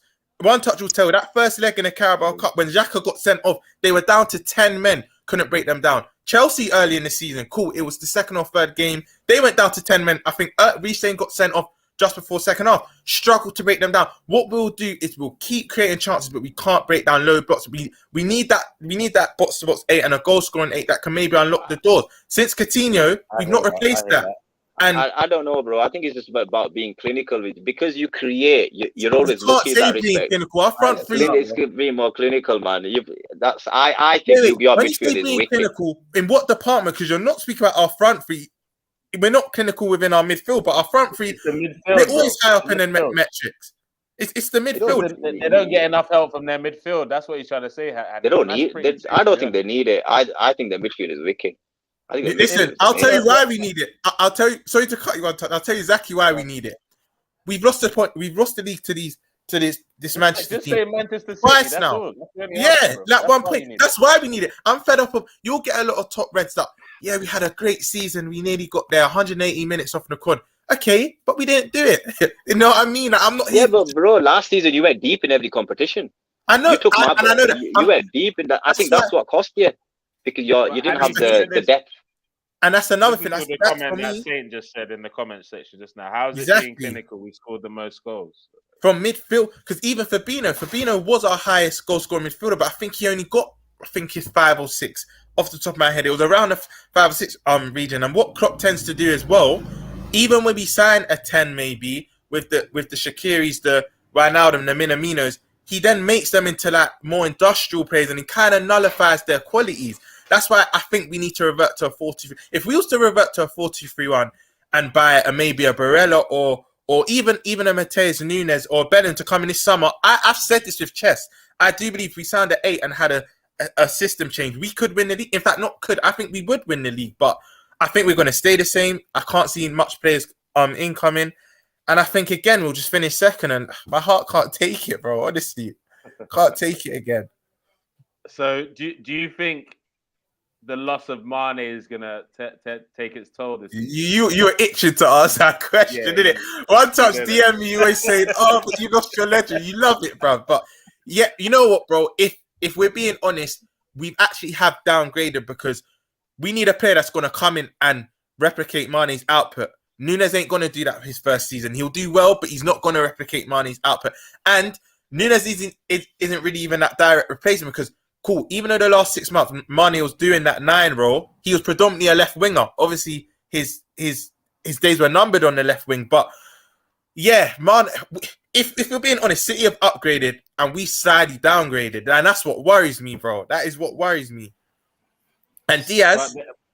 So my prediction earlier isn't so far-fetched. Whoa. I want to hear Hey, Montz has come out. Hold on a minute. I'm sorry to interrupt. I'm so sorry to interrupt. Get all this City of upgraded stuff out of your heads. Get it out of your heads. Sterling is a big loss. And man, they ignore their deficiencies because these men are a small club.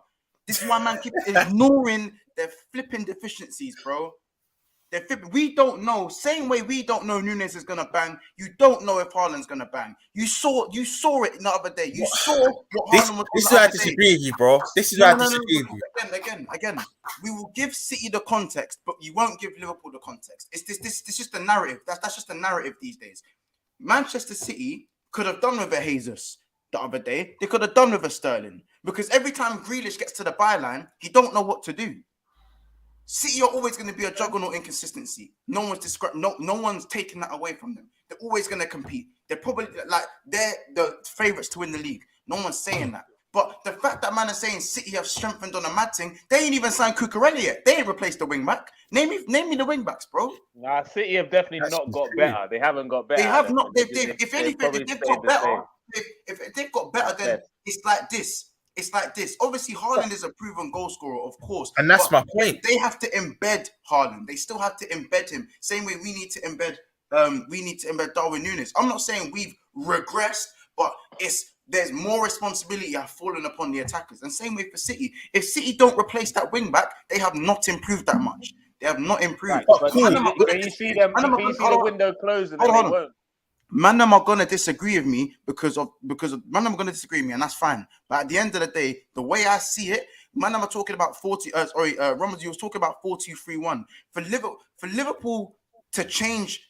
I want to see 4-2-3-1, but in situations, if we change, you're spot on with that because again, change the formation completely, we're coming fourth. Let me jump in, Montz. Let me jump in. This is where I agree. You actually remind me because I'm not even against the Tottenhams, the Chelseas, the Cities.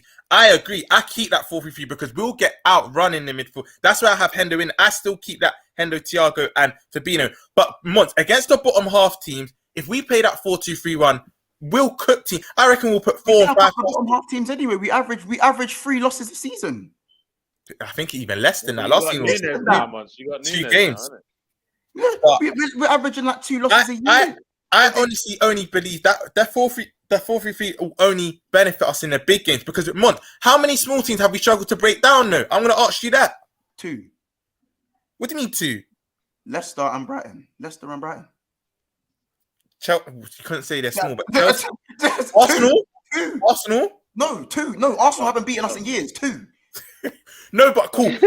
Low blocks, bro. We struggle. It's facts. We do struggle. So, but Man City struggle against low blocks, bro. They struggle the same way. They do, but not as much as us.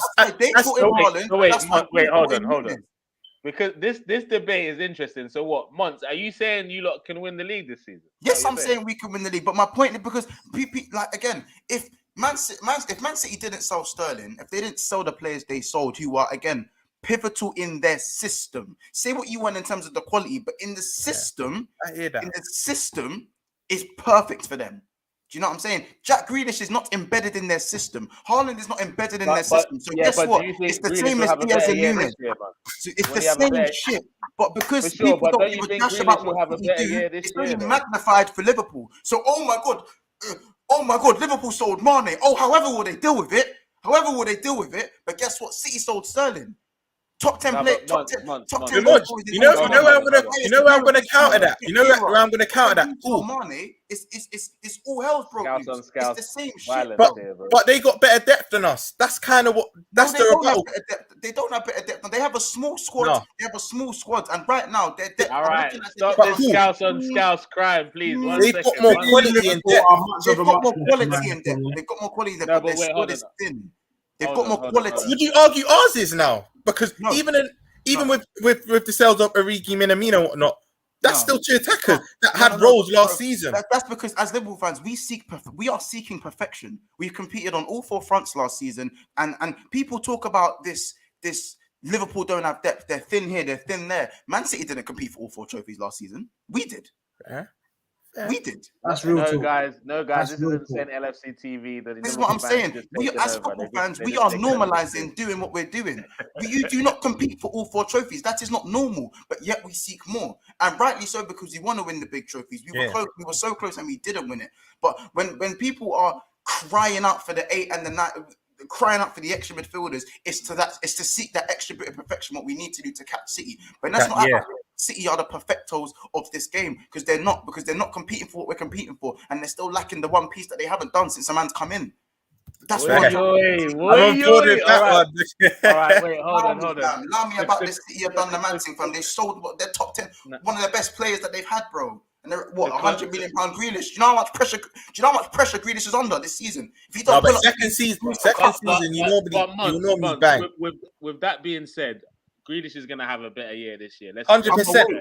It's not hard for him to have a better season, is it? There's no guarantees about that. There's no guarantees. But I see it happening. But what I will say, I'm awake, fam. I'm awake. What Romz is saying, if I'm right, correct me if I'm wrong. Romz is saying that because of the lack of goals from your midfield, you will just come short. But what Montz is saying is that City still have made some losses in the summer this season, and they could drop points as a result of losing Jesus, Zinchenko, and Sterling. It's not like they're bit part players, any of these guys. They were very influential in all their title-winning sides, to be fair. But I will say, I do believe Sterling is a smaller loss to City than Mane is, personally, and the only reason I'm saying that is because of the title for you lot came after so long. Sterling joined the team that had recently won the title. One touch. His impact is not as big as just to add to that as well. The reason why Mane's a bigger loss as well with City, they rotate most games. They don't have that set front three. More time they rotate. Yeah. Mane's a mainstay in our team. He knows he's starting every game, so that's why it's more of a loss because we're probably slightly more reliant. City weren't as reliant on Sterling as we were with Mane. I think the current Mane that we sold, I think Mane is a bigger loss, but the current Mane that we sold gave us 6 good months over the last 24. And Monts, I agree with you on that one. Some of our fans don't like to accept that. I won't lie to you. I won't lie to you. The way Montz talks about Mane, I don't like it. I know he's not saying he's a bad player, but some of the throwaway things he says about him, but I'll be real one touch. I'm not lying. One touch. For 18 months, Mane, and we know how good Mane can be. Mane was poor. I'm on board with that. Yeah. 18 months, standards, by the way, not for an average winger. Not for an average winger. By Mane's standards, he was seeing a psychology or whatnot. He even admitted it. He's not been. I hate you know what I mean? For me, Mane's supposed to retire at Liverpool for me. But anyway, we digress. So I'm going to get into some of the comments. Then we're going to take your predictions for the season, top 6. I don't need a top 8, Deji. So make sure you fix that list properly before we get there. Let's get into some of the quick comments real quick. Yeah, I think it's just a 5-3-2. Was I out of pocket with what I said, by the way? Was I out of pocket, by the way? Was I out of pocket? I wasn't out of pocket, was I? No, you your chest, bro. Yeah, they were on point. You say your thing, Monts. You say your thing. Say what you feel. Keita, Ox, Hendo, and Milner. I think that's for you. Jump on, man. Man has to go. All right, real quick. A couple of quick comments, Deji. Sorry. City scored more goals than Liverpool in the Prem. Saint says we'll be fine. Mane will be missed, but we got enough to move forward. Diaz needs to start getting more productive. That last part's key. Diaz needs to start bagging because he definitely gets into massively good positions, but he's not clinical enough. A little Nick says a small club that keeps beating you to the Premier League titles. I think that was to Monts' comment earlier, but Nick had something to say about that. He said, City are a better team than us, but are considerably smaller than us. Let's not do this. All right, so I had a little bit of smoke for him. Yeah. Daniel says City will sign a left back. I do believe City will sign a left back 100%.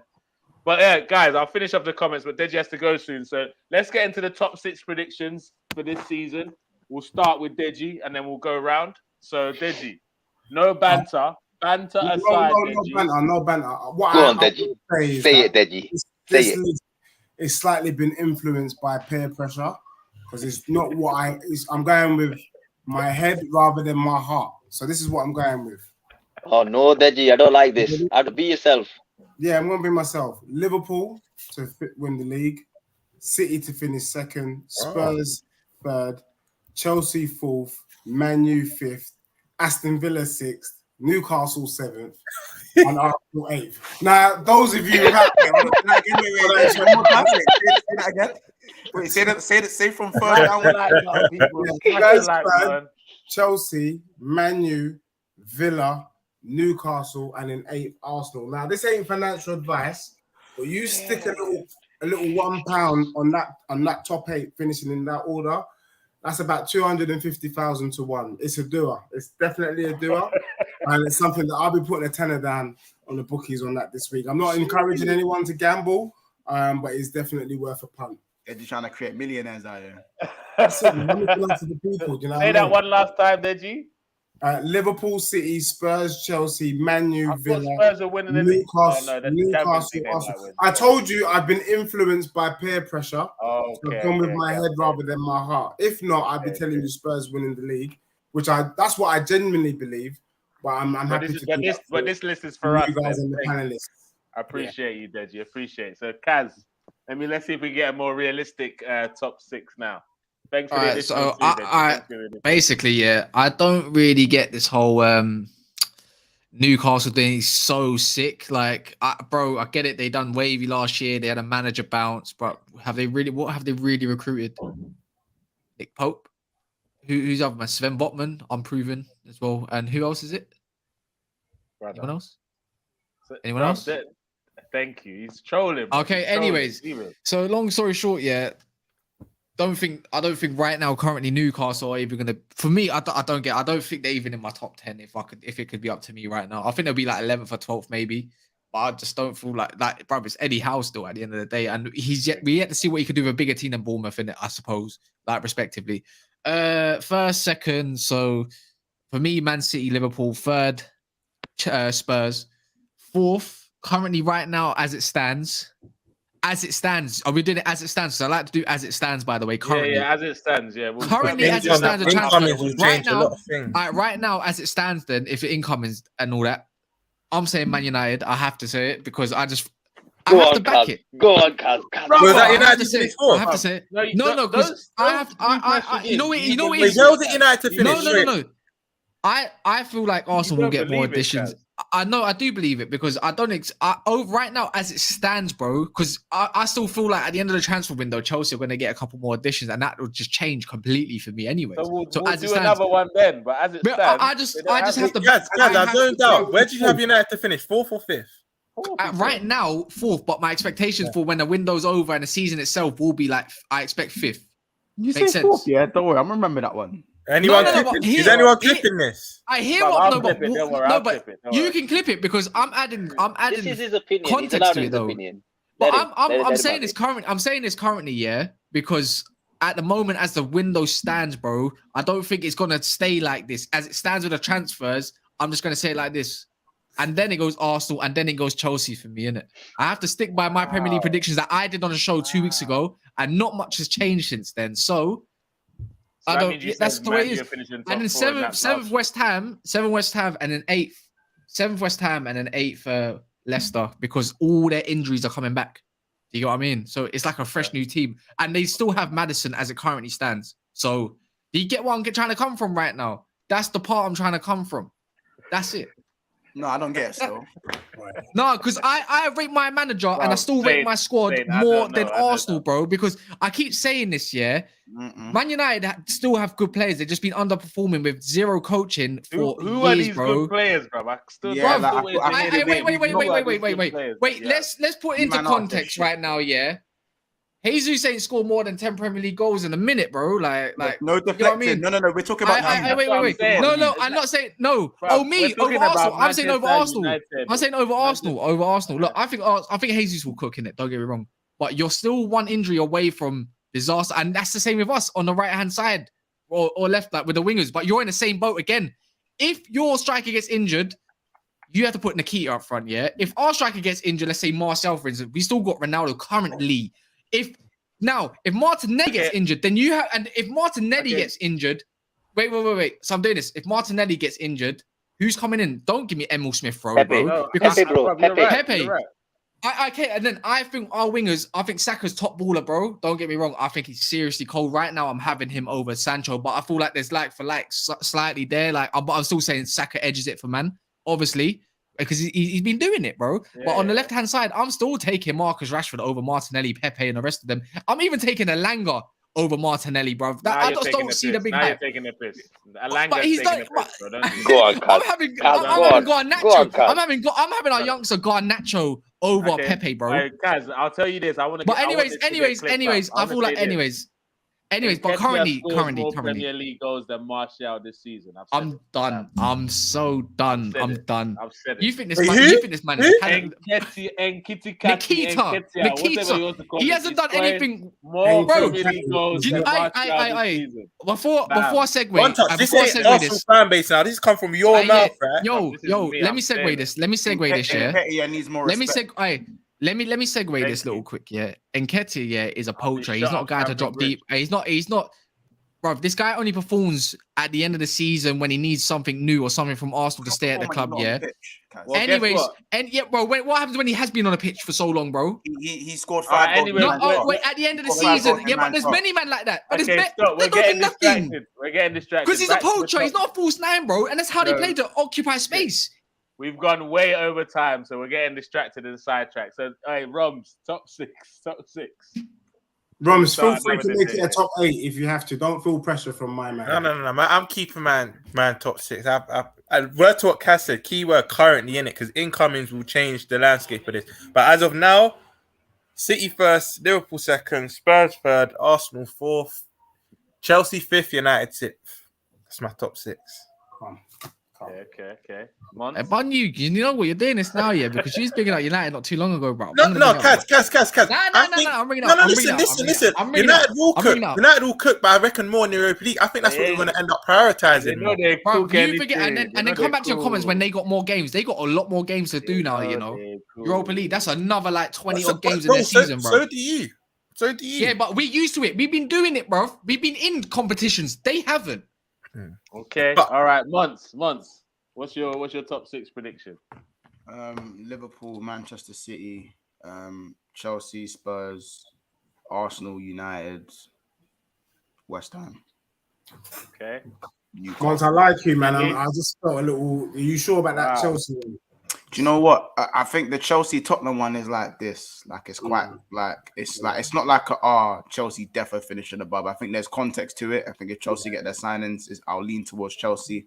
I think if Tottenham maybe get one more signing in, or if I see it just depends on the consistency in it. And Chelsea are for me the hardest team to beat in the league in terms of like to win against. I'll stick by that. I think they're harder to beat than just speak to Nketiah, bro. He'll clue you up. You know what I'm saying? But that's all that is. You know what I'm saying? And just hashtag remember that City aren't this untouchable gem that no one can get near.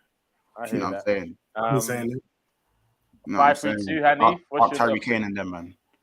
Yeah, I'm gonna go a bit crazy this time. Oh wow! I'm going Liverpool. Yeah. I think Liverpool will win the league. That's because I think because of the World Cup being when it is, I think that'll have an impact on City's squad. And I think, you know what, I'm going to back him. I've always backed him. I think Spurs are going to finish second. I really do. I think Spurs edge it for me. And City third. My dog. My dog right there. What a trophy. What a trophy. What I think fourth is going to be extremely competitive. That's my guy. Wow. I think Chelsea might edge it, but it's very close between Chelsea and Arsenal. So I'll say Chelsea, and then I'll say Arsenal, then I'll say United. But I agree with one thing that Kaz says, but in terms of you don't know what to expect from United because now they've got a coach. But what I would say with that is United, Ten Hag needs time, and that is, I think United will cook next season rather than this season. That's just my opinion. My dog. Fair enough, guys. I'm gonna put all your predictions on Twitter and tag you all in it so people can remember some of the blasphemy that was said on this. Yeah, but remember, he's talking. We only two of us said currently, bro, and that's me and Romz. Yeah. If you ask me, come September the 1st when the clubs have signed more players, exactly, it's different. The landscape has changed, yeah. We might do a different one then, but as of now, this is Kaz is saying Man U finishing top 4, so we're gonna make. No, yeah, currently, I think we do. I'm backing it, bro. Like, yeah, and you know Niger, your go on to the profile videos. You guys lost the first 3 games of last season, and then you were in the top 4 for like 10 weeks or whatever it was, and then unfortunately Spurs, beat you to it. Objectives can change halfway through the season because you never know. Liverpool might be clear. Spurs might be clear. You just don't know. Objectives can change. It can happen. It can happen. He had a bad start last season. And about how you start, how you finish. Annie, in your lifetime, have you ever seen a time where Spurs were clear? So it's unanimous. Nigel, you're just mean, man. You just doing to white Deji. You just doing white Deji. What was your prediction? Okay, sorry. What was his 4th, 5th, and 6th again? I forgot. So what was it? What was his 4th, 5th, and 6th? Who? He said Arsenal 5th and United 6th, right? Yeah, and he was 4th. because it's a bit close at the moment. It is a bit close between Chelsea. It's very close. It's very close at the moment. Yeah, Tottenham have closed that gap, I believe. So my top 6 are City, Liverpool, Chelsea, Arsenal, Tottenham, Man United. Tottenham, Man United, Man U, and train comes. Nigel, do you really think you've closed? Do you really think you've closed the gap on Spurs? Like, because what is it? 5 years. 5 years, you guys have fallen behind them. Am I wrong? Is it 6? Okay, sorry, I beg your pardon. Wait, hold on. Hanif, 6 years you've fallen behind them. Hanif, if we really bottled it and we only finished 2 points behind, I don't think you bottled it. I think Spurs smashed you at the end. I'm not even trying to be rude. The context is just changing since the summer's over, but whatever. I'm not even being rude. Can I just say something? No, you can't, bro. You said enough. When we gave our prediction, bro. We all pumped a little bit of chest. But did everyone notice that when Nigel gave his predictions? Yeah, you didn't say that with any conviction, bro. There was no chest, and everyone looked at him and was like, "He's chatting shit." Yeah, you might as well call it show. You might as well call it. You might as well call this show no chest or have chest, or something. Like, honestly, brother, the facts are the facts. At the end of the season, we'll see whose chest is out more in it. I know I'm finishing in the top 4. Right. Kaz can't. On any Kaz show, say that. Kaz is still giving caveats show, like, as of now. I'm not giving as of now. Man said as of now, and he's telling me I had no chest. Man said as of now, and they're telling me I had no chest. I'm the only one on any show calling out Arsenal's position finishing 8th. Just remember me. Yeah. Remember me. If that happens, I'm not joking. If that happens, I swear I'll drop you a bill, fam. I'm just not even joking. Okay, and also if that happens, Deji, I'm paying for your tickets to Lagos if that happens. Your return ticket to Lagos. I want to come as well, bro. Remember me. I've been to Ghana. Let me go. Let me come to Nigeria now, bro. Like, let me get something. Okay, we have to make a bet that you can realistically win. We'll do that on another stream though. This one's for Deji. We'll clip you up and everything. I'll bring over Arsenal top. Like, share, comment, and subscribe, people. Thank you everyone in the comments, whether you're watching now or watching later.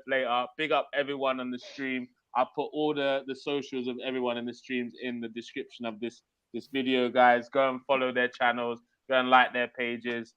And enjoy the season. Look, kicks off on Friday. We'll see who's got the last laugh at Spotlight the on you, end bruv. of the season. Spotlight's But I on you, know, bruv.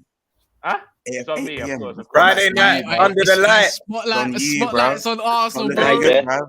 Nigel, you know you're my brother, yeah. I'm always here for you, bro. I'm always here for you, Nigel. Listen, end of season, we'll talk, bro. Don't worry. I'm always here for you, regardless of what happens. I know what's gonna happen. It's gonna be a train wreck at the end. I'm here for you, bro. If you don't want to test the superpowers, Friday 1-1 draw between Arsenal and Crystal Palace. There you go. That's what I call it. Mystic Deji. Meltdown. Okay, Jesus will score though, but 1-1. 1-0. Yeah, Jesus is definitely scoring. We're winning that game 3-1. Remember, he had it first. Check out the match preview on Wednesday, guys. Thanks very much and everyone in the comment section. If I haven't read out your comments, I'm so sorry. There was just a bag of comments today. Big up, everyone. Have a great rest of your day, man. Take it easy.